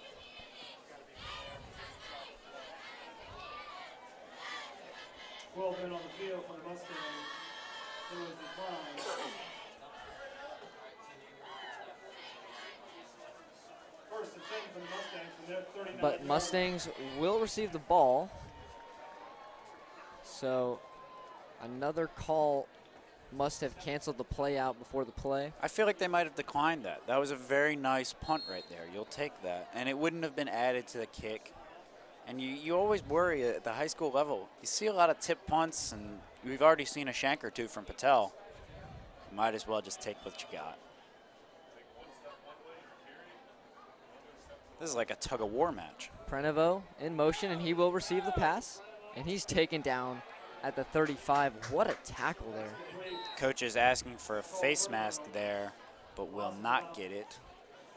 And a big stop behind the line for the Catamounts defense yet again. So a 4-yard loss there for Middle Creek. The Panther Creek defense has just been turning it up all night. This is really just a game of tug-of-war, Give them 5, then take back 3, It's just back and forth, and no one's really gaining any ground here. 2nd and 14 for the Mustangs. Prenovo off the field now. Brown's going to find Kyle Ely, and he's going to get good completion of about 5 yards there. So finally, Middle Creek makes pass. Yeah, pressure there on Sean Brown, stuck in there. Might not have been the smartest decision as someone was coming around his blind side. I don't even think he probably didn't notice, but stuck in there, made a great pass, and it's what you need. You need some yardage on a 2nd and long to set up at least the 3rd and doable. Deshaun Ford still on the field, and Sean gets a route to Therius Suggs, and he will get the 1st down. It's a little check down from 10 yards, and he gets a little more yardage after the catch. 1st down, Middle Creek. Yeah, good awareness there. Suggs, knowing that he hadn't reached the marker on that catch, you see, he took a couple steps, and he caught it probably close. So he made sure he cut it back upfield, made a nice little loop, threw the defender off, and got a nice little 3 extra yards on that. Brown's looking to his left, and he's going to go deep. It's Darius Boone. And it almost looked like a one-handed chance there. It could have been. It was a toss-up ball there. A good pass there by Sean Brown. if the receiver hadn't been going for the ball, that would have been pass interference. You know, he kind of held him down a little bit, but he was going for the ball. He was going for that pick. And a great awareness by that corner. Sometimes they don't turn their head at the ball. Once you turn your head at the ball, plays all up to you. You can catch, you can do anything. You're a receiver at that point. So it looks like a change in play here from the Mustangs. Deshaun Fort still on the field as the running back. We're going to see Kyle Ely actually enter into the play here. Brown's looking to his left. He's going to try to escape the D-line, and pass is complete to Darius Boone, but there is a flag. Yeah, flag thrown right there on the far side of the field. I expect either a holding or a pass interference possibly. Or he might have stepped out of bounds. It could have very well been illegal touching. Looked like there could have been a holding there by number 71, Carlos Alonso from Middle Creek. He kind of pushed a guy on the ground. Well, anytime you see the quarterback roll out like that, Ineligible receiver downfield. you see a hold, but actually it is an ineligible receiver downfield for the Mustangs. That will make the play basically over. 3rd down and 10 here. Penalty will be declined, making it 3rd down. Decline. 3rd and 10. For Mustang. So a big 3rd down here. They've passed midfield, and you could be questioning, does Randy Raglan gamble here on this play, you know? You could take it, you can look at it as, well, I got 2 downs to get 10 yards, or you could try to get 10 here and just punt them, rely on that defense. But sometimes you rely on that defense too long, it's going to crack. Deshaun Fort going to the left, but Sean's got Darius Boone on the left-hand side. No flag called. Yeah, just thrown high. I mean, there's no flag. That's just quality defense and just overthrown. Even if there's no one there, I don't think he can catch that pass. That would have to be a very, very athletic catch. And, you know, one of the catches for the highlight reel if he would have caught that. Just not a good chance, not a high percentage catch look there. Number 11, Kyle Ely on the punt. Yeah, so Middle Creek, after good coverage there by Chase Hatley to force the 4th down, Middle Creek's going to have to punt. Kyle Ely again. Put it within the 20. I'm sure that's what they're hoping for. And this one's going to be low. Could get a good bounce, and it does. And he actually picks it up at the 5-yard line. He's tracked down by Mack, and there is a flag on the block play. in the back. But But man, he's still on his feet, taken down at the 38-yard line. it would have been an absolutely great return. He didn't need it. He didn't need that block in the back. And that is just a selfish play right there by the return team. 2 flags down on that play. It was a very weird play in general. It looked like the ball actually could have went back for a touchback. Yeah, but that looked like a very bad play, but switched it up on him. Caught him kind of off guard, but we're definitely going to see 2 penalties on blocks in the back.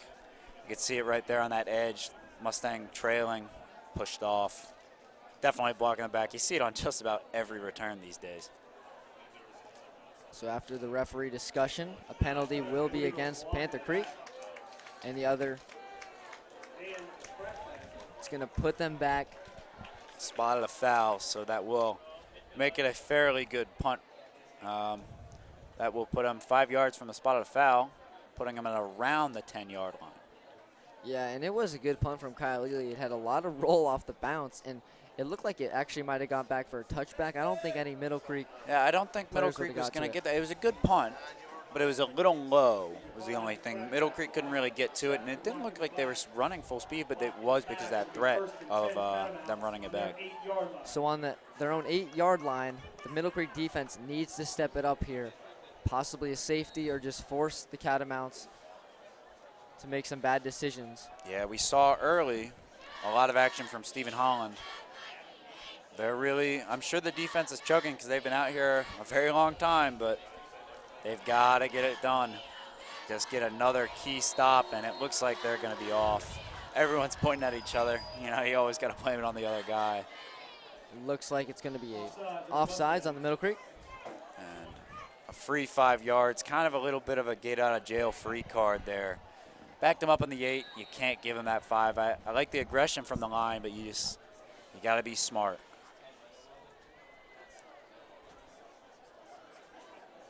So 1st and 5 here.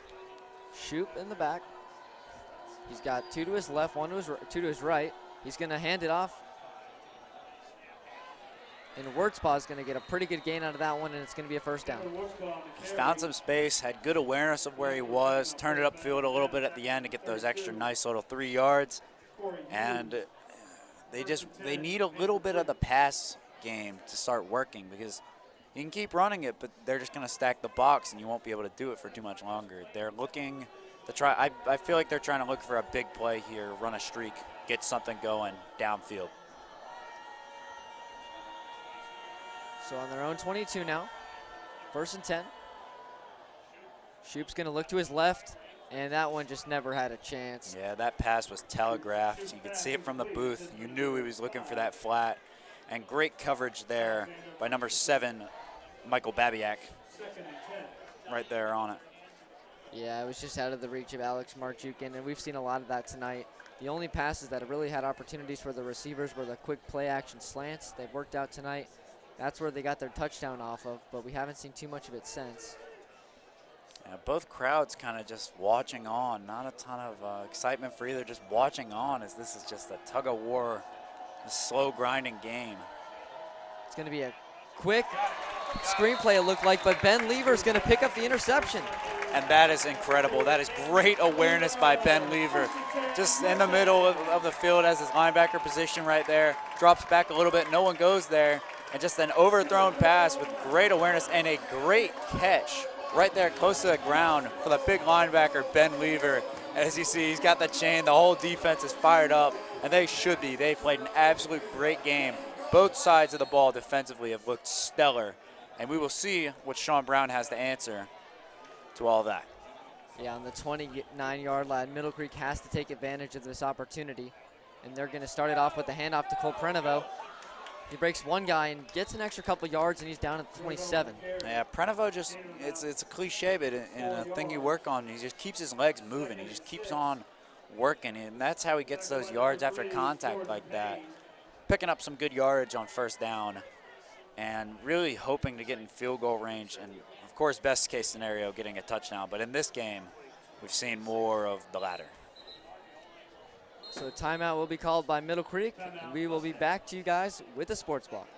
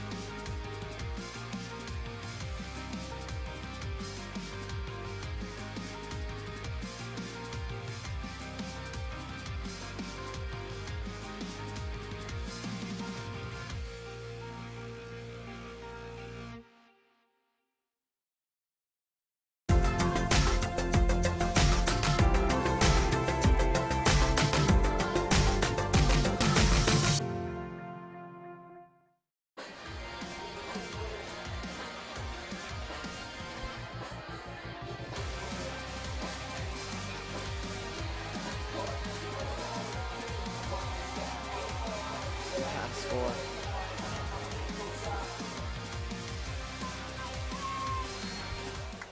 We are back. 4:06 remaining in this third quarter. A big 2nd and 7 here for the Mustangs on the Catamount 26-yard line. And it's going to be a flea flicker as Prenovo drops back to Brown, and it's going to be up for Therius in the end zone. One-on-one, and It's going to be picked off. It was picked off in a one-on-one opportunity. Just out strength there, out muscled. It's a 50-50 ball, and a big stop again for the Catamounts. They've done it again. This Catamount defense has bailed out their offense, and great play from the Mustang defense all night, and they've done it again. The trick play, there was nothing there. Should have just been thrown away.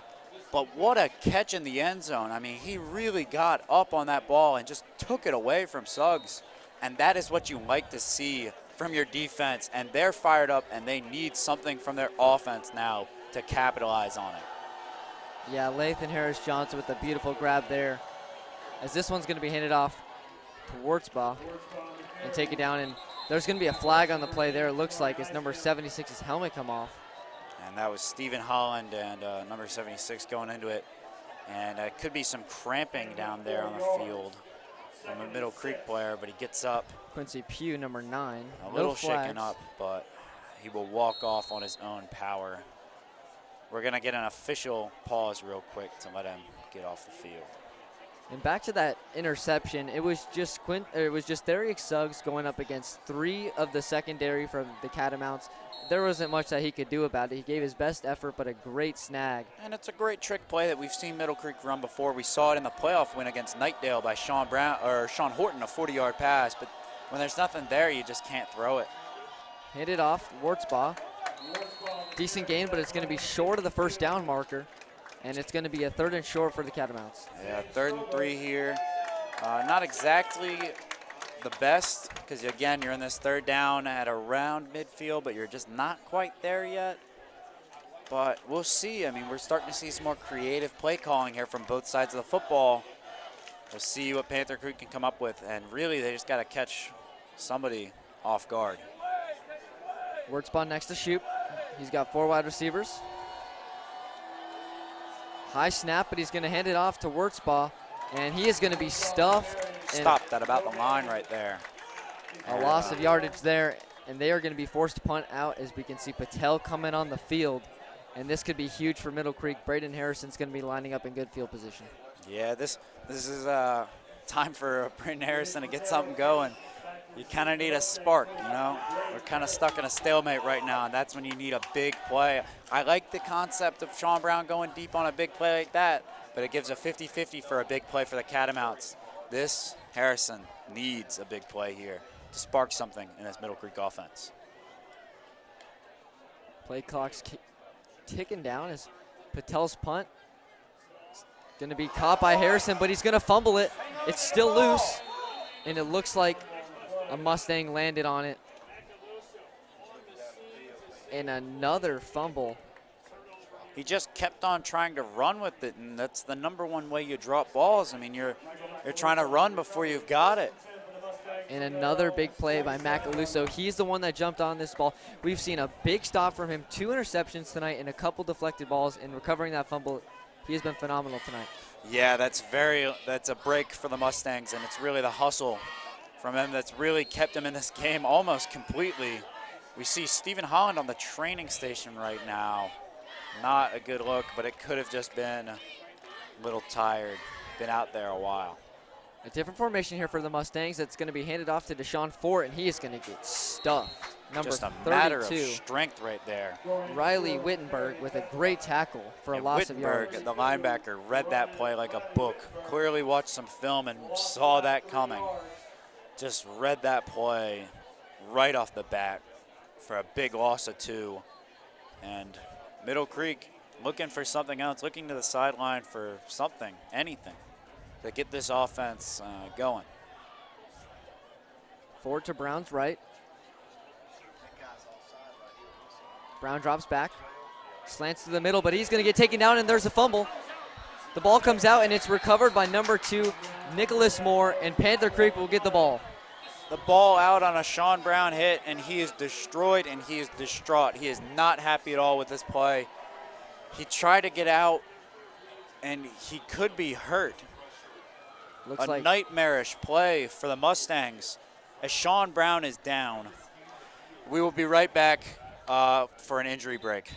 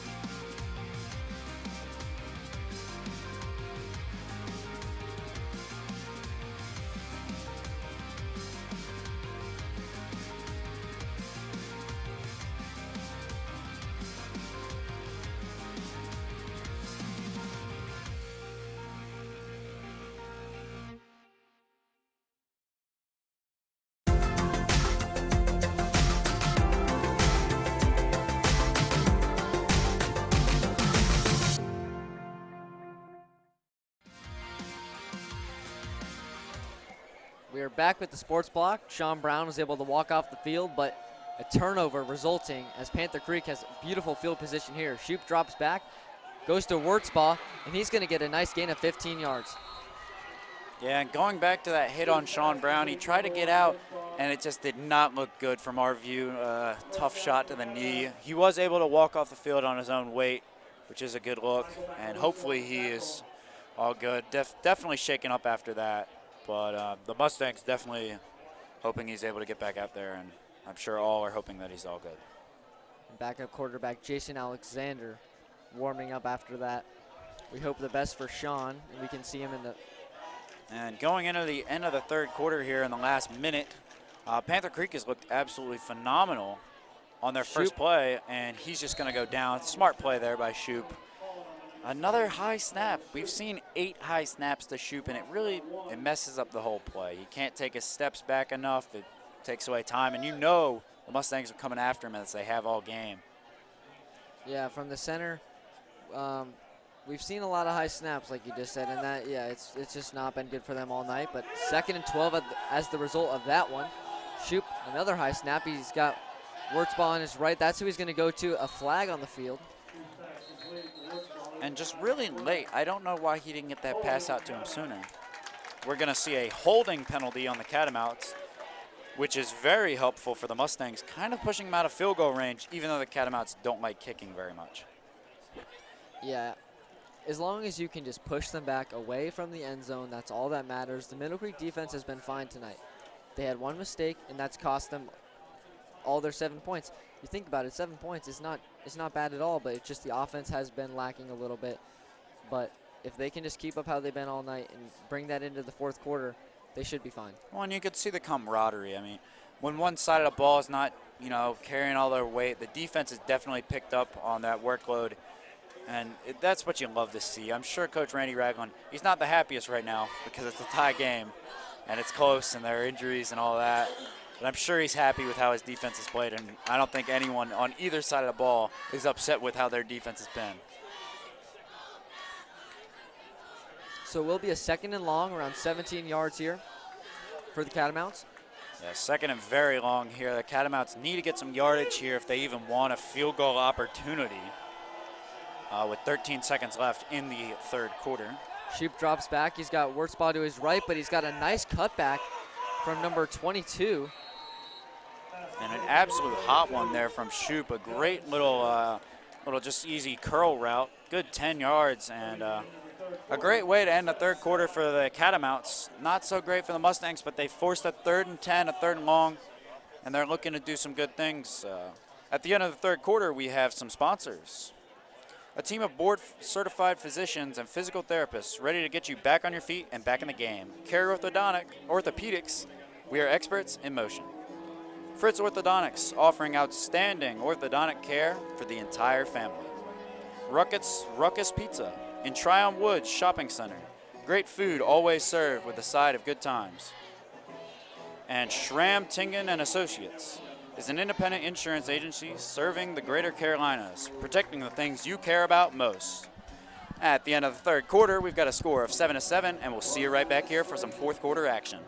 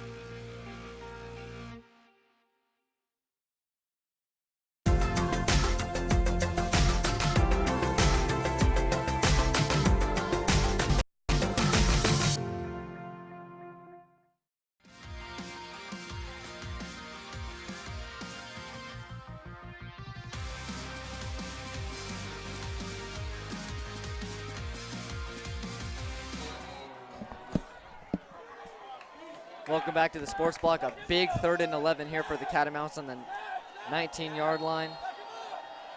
Troop's got 2 to his right, 2 to his left. It's going to be a play action. And he goes to the end zone. He's wide open, and he goes right through the hands. A wide open receiver right down the field. He should have had it. Number 9, Jaden Boone, has had a great night. He nearly came down with what would have been the catch of the day. Overthrown again. And this offensive coordinator for the Catamounts has to be absolutely frustrated, not by his play calls, but by the overthrown passes. So Kush Patel and the kicking unit will be coming out for a 36-yard field goal. Obviously, like I said earlier, they do not attempt field goals. This will only be their 2nd of the season, and this is huge. Well, can he get it there? The extra point did not look very good. The punts have not been great. But can Kush Patel put it high in? snap and no. Just a bad snap, and they're looking for something. Should have. Nobody blocked anyone. Just straight through. And that is one of the worst field goal attempts I have ever seen. All around. Just the snap high, He got under that holder one. didn't get on that. The kicker tried his best, but there's nothing the kicker can do there. I mean, he kicked it. He put some good distance on it, but there's pressure, there's everything, and he doesn't have experience. Tough luck for the Catamounts on what would have been a great change of pace.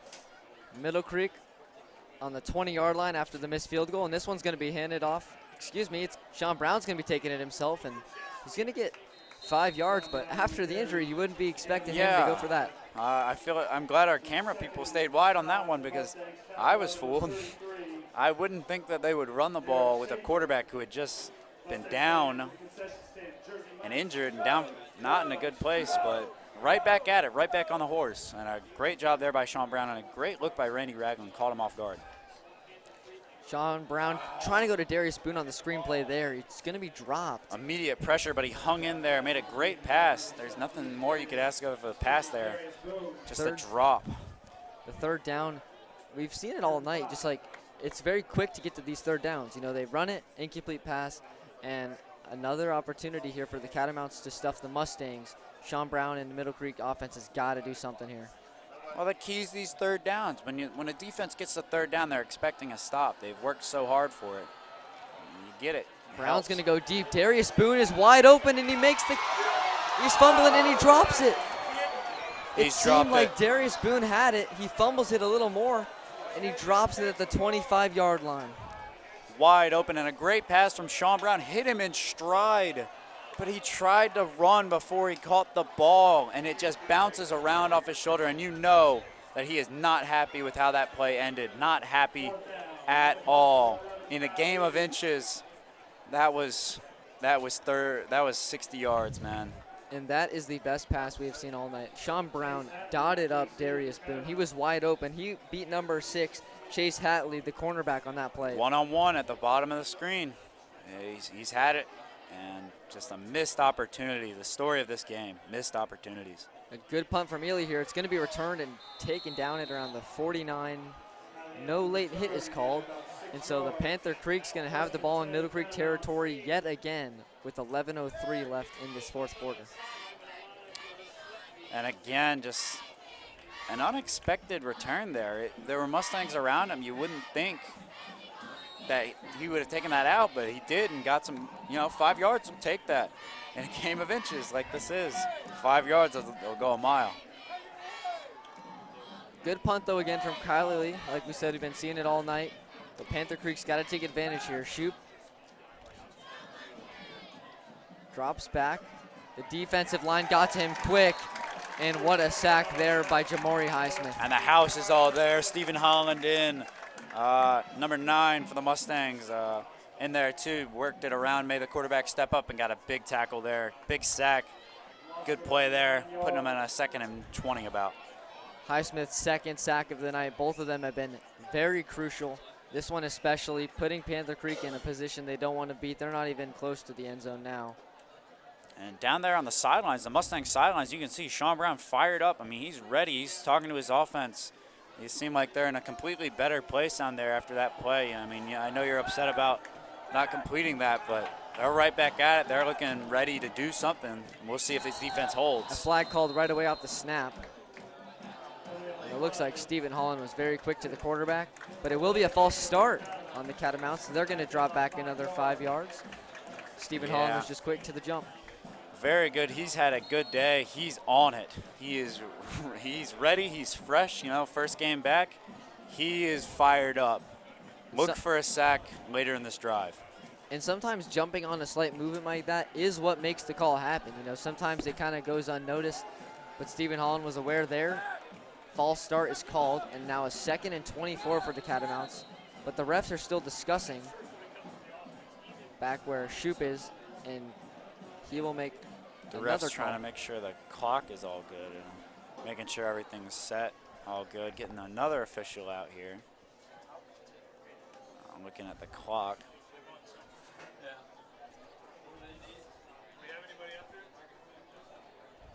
And some more communication between the refs. Giving the defense and offense a little bit of a breather here, and a well-deserved breather for the Mustangs defense, who has been an absolute workhorse all day. As you can see, Kendall Ray calling up to the booth here to reset the clock. Looks like they were setting it to 10:19 possibly. Yeah. And there it is, 10:19. So 11 seconds ran off there, I guess, on that 13. Offside. 10-13 will be. So 10:13 is the call. I heard 19 up in the booth, and that's what everyone else Yeah, heard. we switched to 19. We'll switch it to 13. Now, in a close game like this, every second counts. You know, we're in the 4th quarter now. Every play where it means twice as much and will be remembered twice as long. Definitely, but Panther Creek, and we are still not trying to get it to 13. And we have it now. So after a delay, giving the players a little bit of a breather, Panther Creek's got a big 2nd and 24. Shoop's got Wartsbaugh to his right. Stephen Holland tips the pass. What Got a it out block of by the Stephen air. Holland. Great movement there by the quarterback. Tried to escape, but just a great closeout, almost like a basketball play right there by Stephen Holland.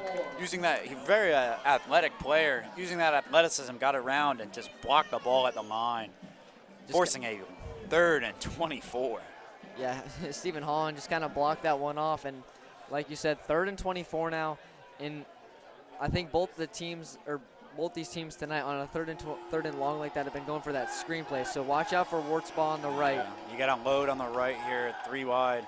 There he is to the right, but the screen's actually going to be to number 5, Yeah. Marjukin, but it will be incomplete. Pass behind him. It looked like he was kind of not decided on where he wanted to throw that. Threw it behind 5. Would have been way in front of him. So Kush Patel and the special teams unit from Panther Creek is back out on the field. Well, the hero from the Heritage game, Braden Harrison, looking for a return here, and I'm sure Patel has that in his head. No return. Get it high. Get you a good punt here. The punt, really important here with almost under 10 minutes left on the clock. Harrison, Patel called for the punt. Here it is. It's a high one. Harrison is not under it, as it will bounce it around the 30-yard line and go out at the 26, it looks like.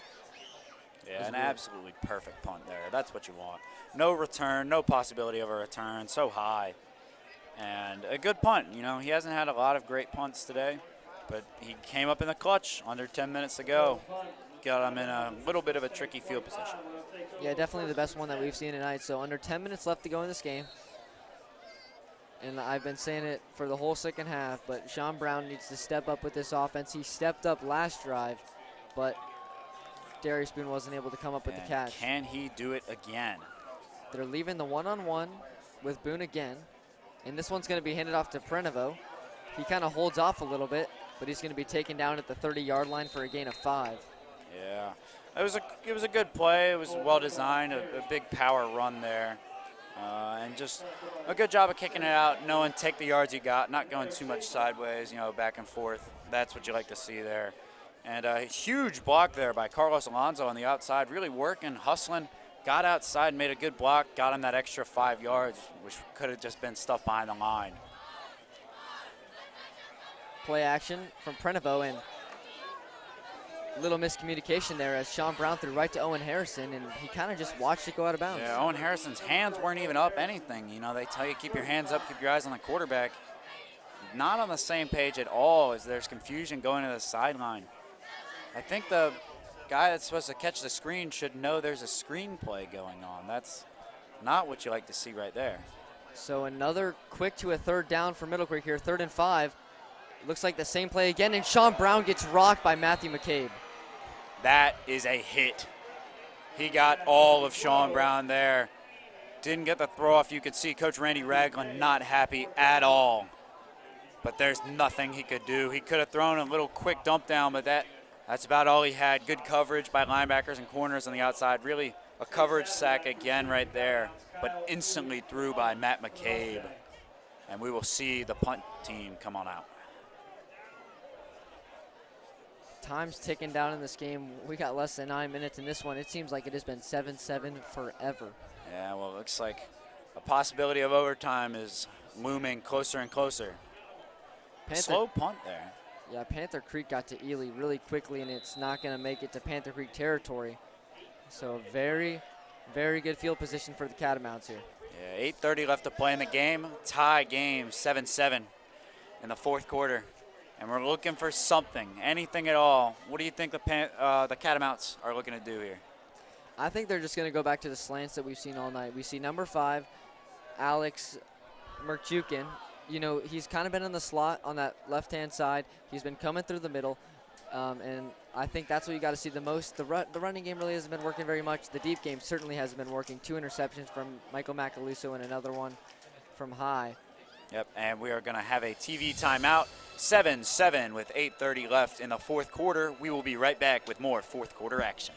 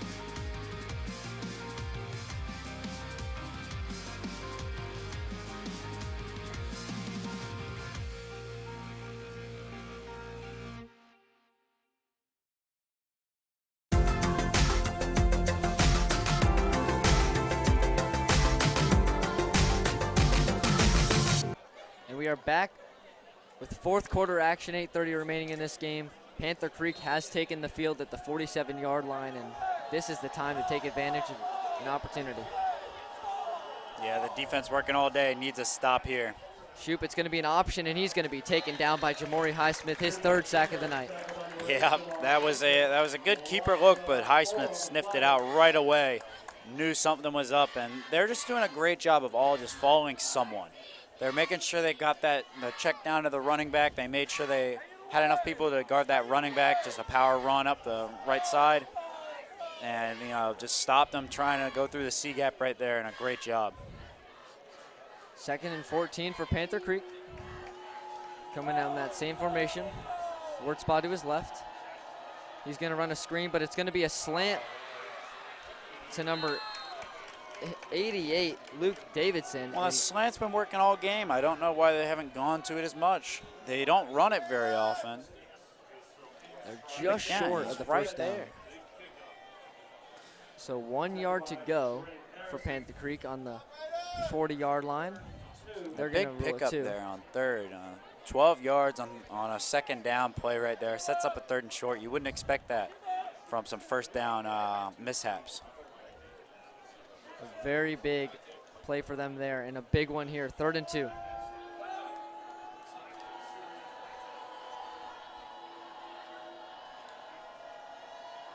It's going to be handed off to Wurtzbaugh, and he's going to be stuffed out. A great tackle by Quincy Pugh. Immediately, Quincy Pugh straight through, and he's going to stop him right at the line for 4th down. And this has to be 4 down territory. This could be the game right here. It's a bold decision from the coach, but they've been doing it all night. And I expect nothing less than going for it on 4th. Yeah, a lot of the possessions have been short tonight, so Panther Creek can obviously hope that they'll be back on the field another time, hopefully 2 times. But this one is huge. 4th down, 3 to go. They have to get this one if they want to make sure that. One-on-one at the bottom. He's going to be looking to his left. He goes to Wartzbach. Can he get to the first down marker? And he runs out of bounds. A turnover on downs. A turnover on downs is big there at around the 43-yard line. Sean Brown and his crew will take over and try to get something going on. Just haven't been able, neither team has been able to crack it on 3rd or 4th down. If they get to 3rd or 4th, just haven't been able to do it. First down runs have been effective, but just not effective otherwise. And I think a key to finishing out the game for either of these teams is another breakthrough play. The 80-yard touchdown from Panther Creek, and obviously the pick 6 earlier in this game. That they need something like that if they want to win this, and a flag is called right away. And that's going to be a false start on the Mustangs. The center looked like it kind of double clutched on that one. I don't know what really happened there. We're going to see an offsides, and that's why he double clutched. He was worried about just getting pounced on, and that helps a lot, pushing him up 5 yards. Middle Creek will be moved to the 48-yard line. I think a key for the Mustangs on this drive is to take some clock off. You don't want to give them too much time. They can just run it and basically run you out of the game if you don't score on this drive. So running some clock here is going to be essential for the Mustangs to get some success. 1st and 5 for Middle Creek gives them another reason to run, but 2 flags are called right away again. They might have a free play, but Sean's going to take it himself, and he gets a gain of a couple. Yeah, about 3 yards there by Sean Brown. Smart move. There was nothing really there, but if he knew it was a gimme play, he should have just, chucked it for the end zone, but it looks like it might be on the Mustangs anyway, so smart decision by Sean. Yep. Will be a false start on the offense, so the plays there just cancel each other out. It's just a waste of time. Yeah, I don't really know why the play wasn't whistled dead immediately. It's a false start. You can't do anything with that. But a little bit of miscommunication here by the refs, talking it out, trying to see where the ball should be placed. Yeah, so it may have been a good decision that Sean just didn't chuck it deep, because that could have been costly. Definitely. So back to a 1st and 10 after the offsides and false start. So we basically ran off 15 seconds here, and we're right back where we started. On the 43-yard line, Sean's got Prenovo to his right. Ely on a screen, but he's going to go to Owen Harrison for a gain of 5 and more, and Owen Harrison's going to get a 9-yard gain. Oh, and what looks like it could have been a late hit, but I guess he dove before he was down by number 6 for the Catamounts. Hatley, again, has been all over the field. He's done a great job at corner, and that's what you like to see, heads-up plays. But the middle of the field has been open. These outside corners have done a great job. Hand off to Prenovo. He's going to get the first down. So Middle Creek was going for that no-huddle offense, going for a really quick play. And with doing so, they're just kind of running time off the clock. And he just ran right through McKnight. McKnight would have had him for a loss, picking up a big 3rd down play again. But McKnight with a great tackle in the backfield. Or what would have been a tackle in the backfield, but shaken off by Prenovo. Big play to get a 1st down. Sean Brown looking over to Randy Ragland again. His time is ticking down. 1st and 10 for the Mustangs. It's going to be an option, and Sean's going to take it himself. He finds an opening, and he's down at the 41-yard line, a gain of 5. And another good run. They got to keep the train moving here, keep it going. They need that momentum with around 5 minutes left to go. They really need to get something going. You can take your time here on this drive. You have time. I mean, 5 minutes is a long time, but you want to limit how much the Catamounts have with the ball. You can really just ice them out of this game. Time is definitely not a problem for the Mustangs here. 2nd and 5. Sean Brown's trying to go, and it was almost picked off. Saying it went to the ground and is an incomplete pass. Wow, and a great read by Streeter on that one. Wide receiver cornerback combo. He got in there instantly. Right there, great read. It was a curl route, which has had some success so far today. Some deep curls has worked well, but well read by number 22. Perfect timing on hitting him there. Couldn't ask for a better job at these outside corners. So 3rd and 5 now for Randy Ragland's offense. Question is, are they in 4-down territory? Well, let's find out. And there's going to be a flag right there, offsides on the offensive line. The right guard called on that one. Yeah, and Nicholas Moore also moved for the Catamounts. Offside. That will And reward- another offsides there on number 2, Nicholas Moore. You could tell right as they called it, he was not happy, banging his head, not happy at all. The With question what he's is, done. will it move the chains? No, it will not. So it's going to be 3rd and short for the Mustangs here on the 36-yard line. I don't know how it's not. Put out a ruler, figure that one out. Put a toothpick between it and the sticks. So Middle Creek has a lot of options here. They only need a couple inches, but it is 3rd down, so they can't play it too safe. They got Prenovo back to the left, but they do have wide receivers open. Well, these careless penalties are going to be the difference in the game. It's helped fuel this Middle Creek drive. It's going to be fumbled, and Sean Brown's going to have to jump on it at the 40-yard line, and it's a 4-yard loss. It's going to be a 4th and 5 for Middle Creek. And that's the 3rd fumbled snap we've seen from Sean Brown alone. I mean, the connection here between the center and the quarterback and the running back is just all kind of out of rhythm. And that is not what you want. You're in 4-down territory, but you were in inches. You could have done a QB sneak, put him right under center. You had a lot of options. Now at a 4th and 4, it's a little bit of desperation, and you definitely have to go for it. And they are going for it. 4th and 4 on the 40. This is big. 4:17 remaining in the 4th quarter. And The play clock is running down. There's only 5 left to go. They got to get the snap off. 2, 1. They don't get it off. A timeout's going to be called by Randy timeout Ragland. called by Randy Ragland, but they hate to use it. I mean, they could get the ball back with very limited time. And we see a timeout here, an unhappy Mustang crowd with how that's working out, but still cheering on. We've got 7-7 in the 4th quarter with 4 minutes and 4 seconds left. We'll be back with 4th quarter action.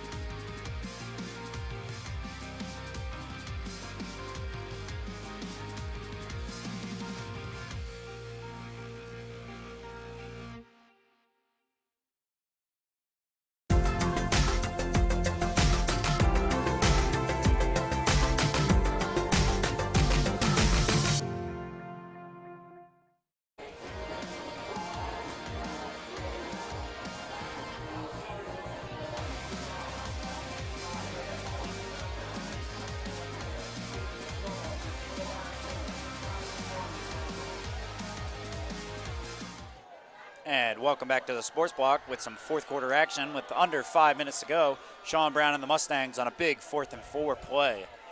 And we are almost underway. We'll see what Randy Ragland has drawn up for a big 4th down play. Brown's dropping back, looking to his right, but it's going to be a screen play to Prenovo to his left, and he's going to get the first. It looks like a big 1st down from Middle Creek. And a great play. Both teams, the screen's been working. The screen works when your players work hard. And this Mustangs wide receiver crew is working hard to close this game out and come away with a win tonight. And Cole Prenovo again. He's really been the offensive star for the Mustangs. Just an absolute workhorse tonight. Working hard throughout the whole game. Running his routes hard every play. And good blocking. Brown's going to switch up his look as he's going to go to Jamori Ellis on the left-hand side. And it will be complete pass there for a gain of about 5. Good job keeping his feet in. I don't know if Jamori really knew where he was, but he did a good job of making sure he got that catch. That's the key. Yeah, Sean Brown looked like he was going right. All the linebackers pushed to that side, but a good fake out as he went back to Jamori Ellis on the left-hand sideline. But this time has been ticking down. And I think that's what they want. I mean, you basically can ice them out of the game. Middle Creek, all they got to do is just get a score. There has not been any scoring throughout the second half of this game. Hand it off to Prenovo here. He breaks a couple of tackles, and he's going to be inside the 20-yard line. A very good run. Still going into the red zone, and just an absolute workhorse. Made a nice cut over to the right side of the field. And that's going to be a Mustangs first down. We have an injury on the field for the Catamounts. Score is 7-7 in the fourth quarter with 3:36. Mustangs in the red zone. We'll be back with fourth quarter action.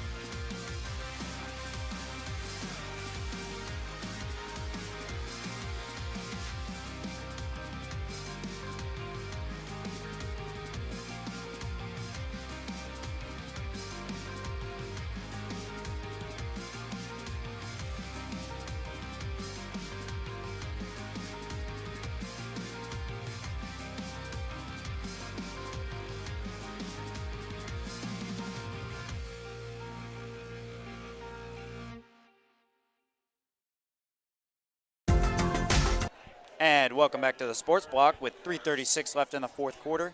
We were in an injury delay there, but it seems as though the Catamount player will be all right.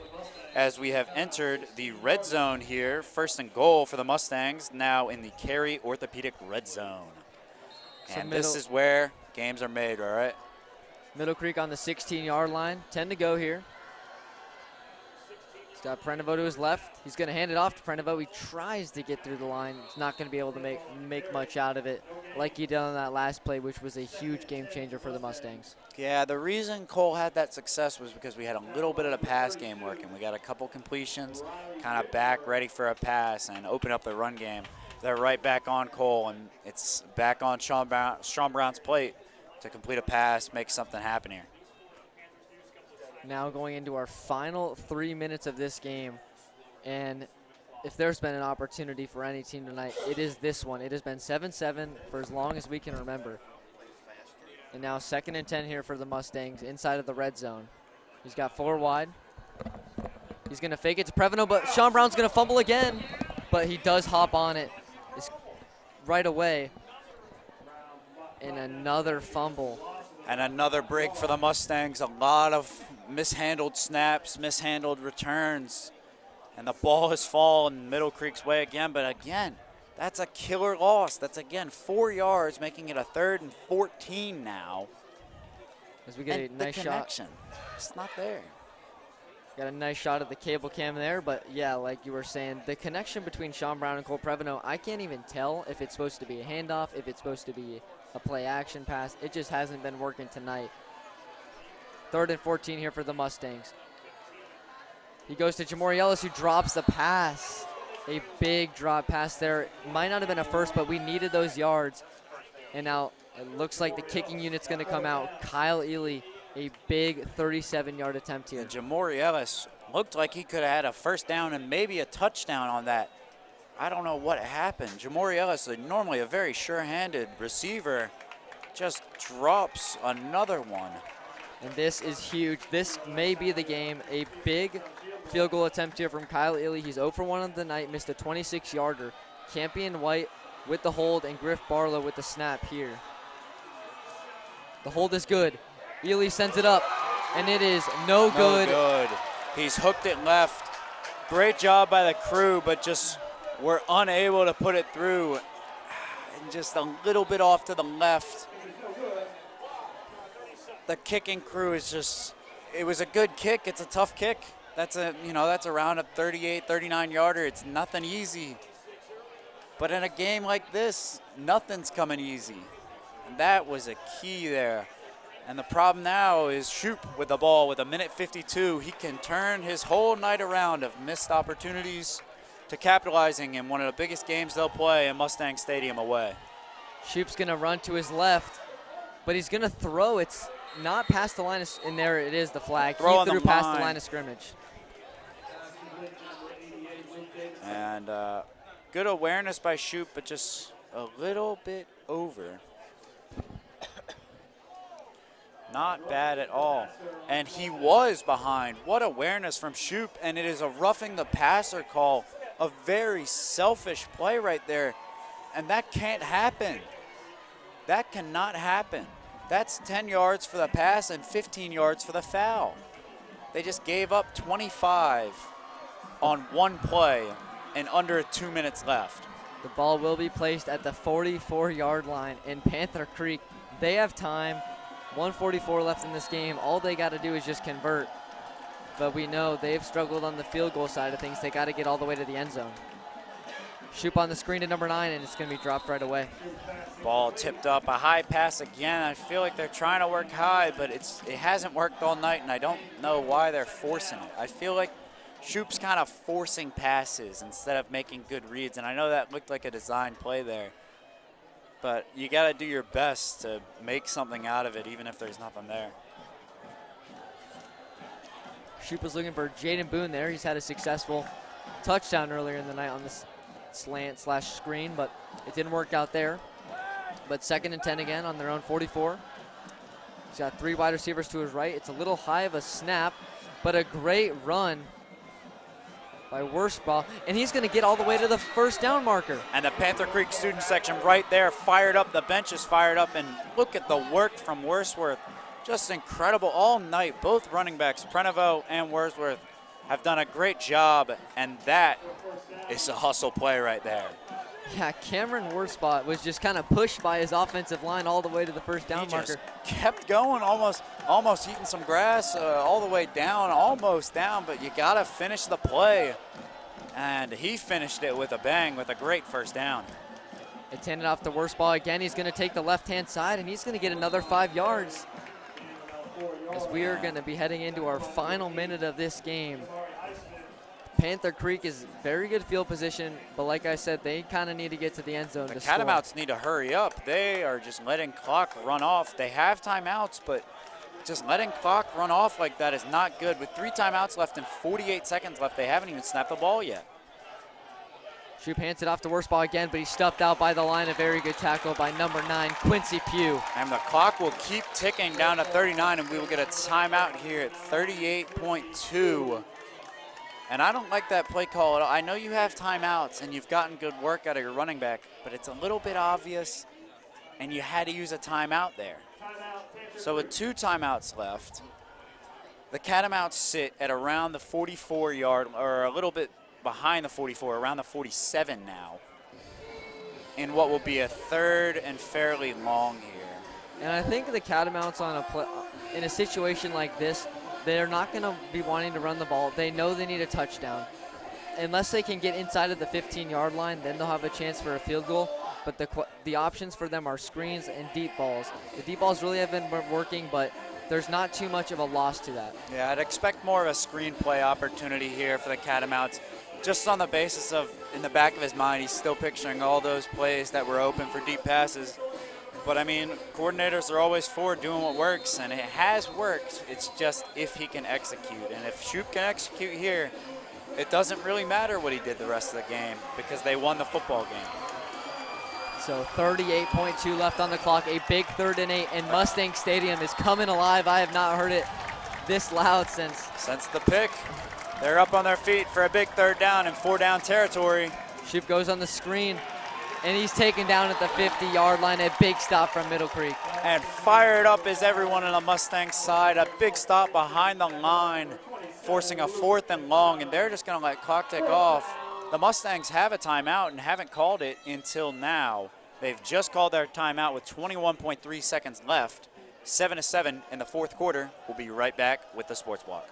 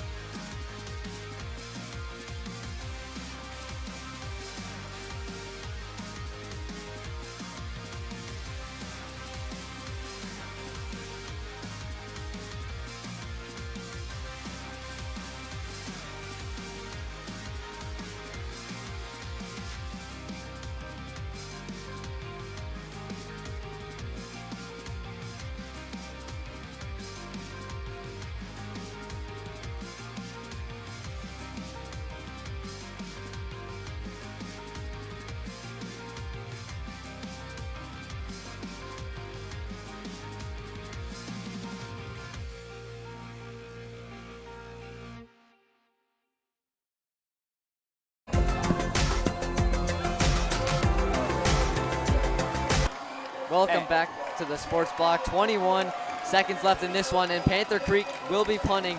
And the returner, Braden Harrison, we've seen him return one in the first home game of the year. Can he do it again? Yeah, Braden Harrison and, of course, Stephen Holland here are people to look out for. A blocked punt could do it for the Mustangs. Well protected and a decent punt. Safely protected by the Mustangs to not get hit, and a decent punt at around the 20.5-yard line. And the clock took a long time to stop as Panther Creek just decided not to touch the ball. At around the 20-yard line, roughly. 8 seconds left in this one. Oh, they will spot it at around the 21. And Middle Creek just wants to play it safe. They do not obviously want something to turn over or a way that Panther Creek can score. I would say just a run or a screen play is the best option. It's tough because you don't want to run a screen because they could bite hard on that screen. It could be risky. I'd say the save up, and it looks like they will be taking a knee or a very tight run, which is a very smart decision here. 8.3 seconds, take it to overtime. And he will knee it, and the time will expire in the fourth. We're heading to overtime at Mustang Stadium. Friday night, 7-7. We head to overtime. Tie game. We'll see you on the Sports Block.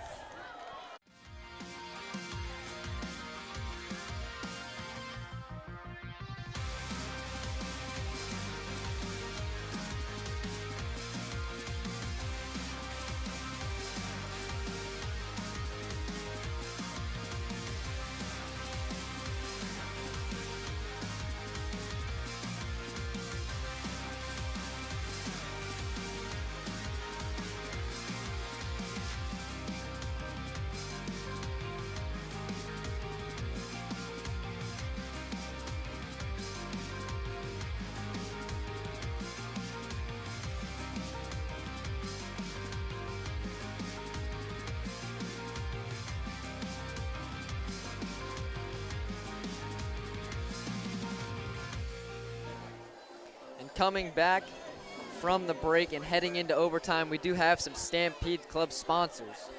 A team of board-certified physicians and physical therapists ready to get you back on your feet and back in the game.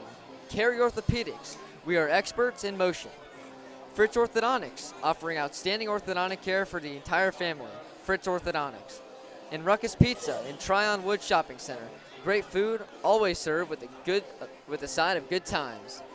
And coming up, learn about agriculture, hop on some rides, and enjoy some amazing food at the North Carolina State Fair from October 17th to the 27th. And as we see here at the start of overtime, we've got Sean Brown, the captain of the Mustangs, and the Catamounts captain, number 76, out there, ready for the coin toss and trying to win them the game with as much help as they can. And Carson Vincent out there. And definitely an intimidation factor for the Mustangs. Carson Vincent, 6'6", 305. An absolute house, a guard or a tackle. And even towering over the tall and mighty Sean Brown. Yeah. As we see the coin toss go up.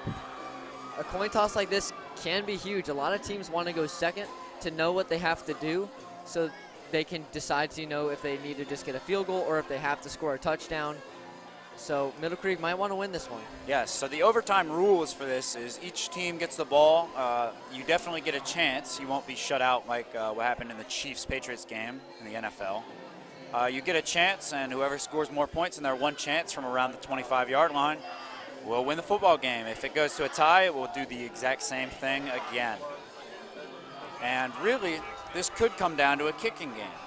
Both kickers have now missed a field goal, but they have to get past it, because they might have to kick a game winner or a game tying field goal right back at it. And an overtime system like this, like we see in college, really changes the perspective from the defensive side. You know, from the 25-yard line, you're going to really have to tighten up. There's not as much space to drop back with.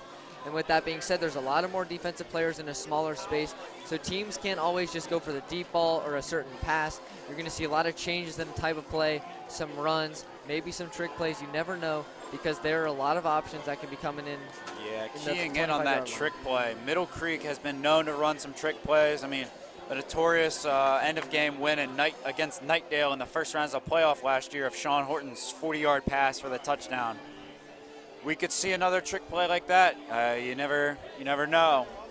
But it's going to come down to really which defense can finish off the job. They've both had great nights, but this is where it matters. This is where heroes are made. And we'll see what each team has to offer. And so Middle Creek will be on defense first. Panther Creek's going to be coming out on offense. So what will the Mustangs have to do to stop Panther Creek here? Well, I think they got to send pressure. They've been sending pressure all night, and when you send pressure, quarterbacks make mistakes. If you get a pick and you're on defense first, that really puts your offense at ease. You know, all you have to do is score, and I know that sounds a lot easier said than done, but it makes it a lot easier. Without Josh High out there, they are a little bit down, but I expect nothing less than the best from the Mustangs, as they've done all night on defense. And we've seen the Mustangs win great games and lose some insane defeats in a fashion like this, obviously dating back to the Wake Forest game. Yeah, and this student section makes it sound like it's a Wake Forest semifinal playoff game as we're about to get overtime underway. And it's going to be incomplete pass. So excuse what we were saying earlier.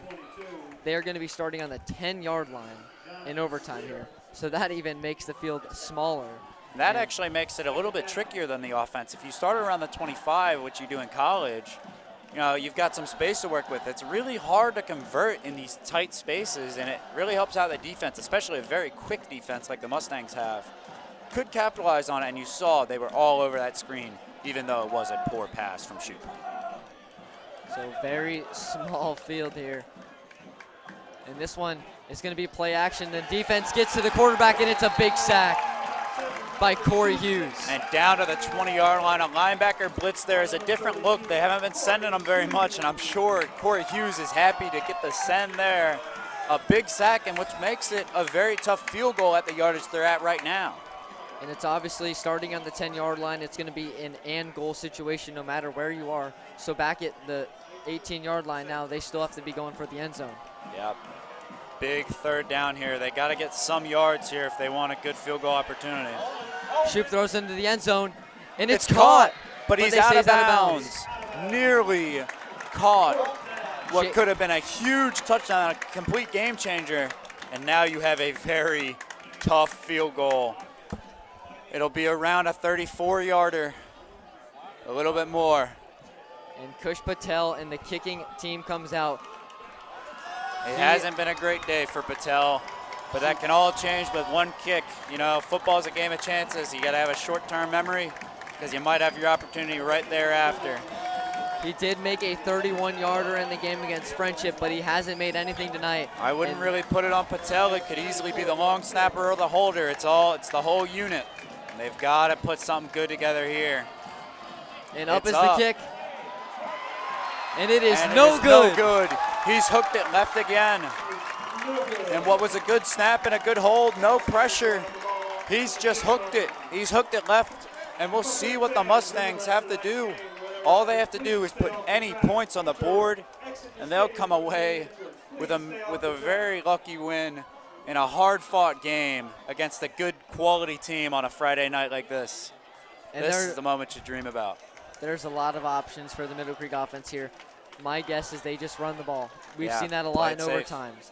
You know, you could kick a field goal now, but just run the ball, get as close as you can, or just score a touchdown to win off this game. Yeah, it's this last little bit. Really got to work. It's handed off to Cole Prenovo, and there's an opening, and he will go down at around the 5-yard line.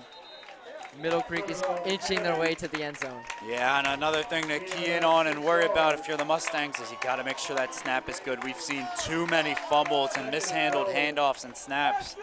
They cannot afford to do that in this red zone. Yeah, good call on that. We've seen a lot of that tonight, and they cannot afford to have that. Can't happen. Turnover is the last thing you want. You know, you can even drop down on a play like this and later kick a field goal.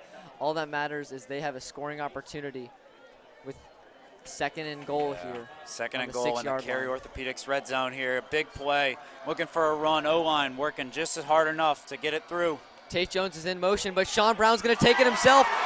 And it extends over the goal line for a touchdown. Middle Creek wins. Sean Brown with the 6-yard run. We don't have a signal yet from anyone. but it definitely looks like a touchdown. Beaten at the goal line. Sean Brown, after all that's happened, he's came through in the clutch. And it might not have been his best game passing, but he wins it for the Mustangs in the end. A phenomenal game on defense, but it ends down into overtime, 13-7 Middle Creek. Massive shout out for the defense for both sides. Really played hard.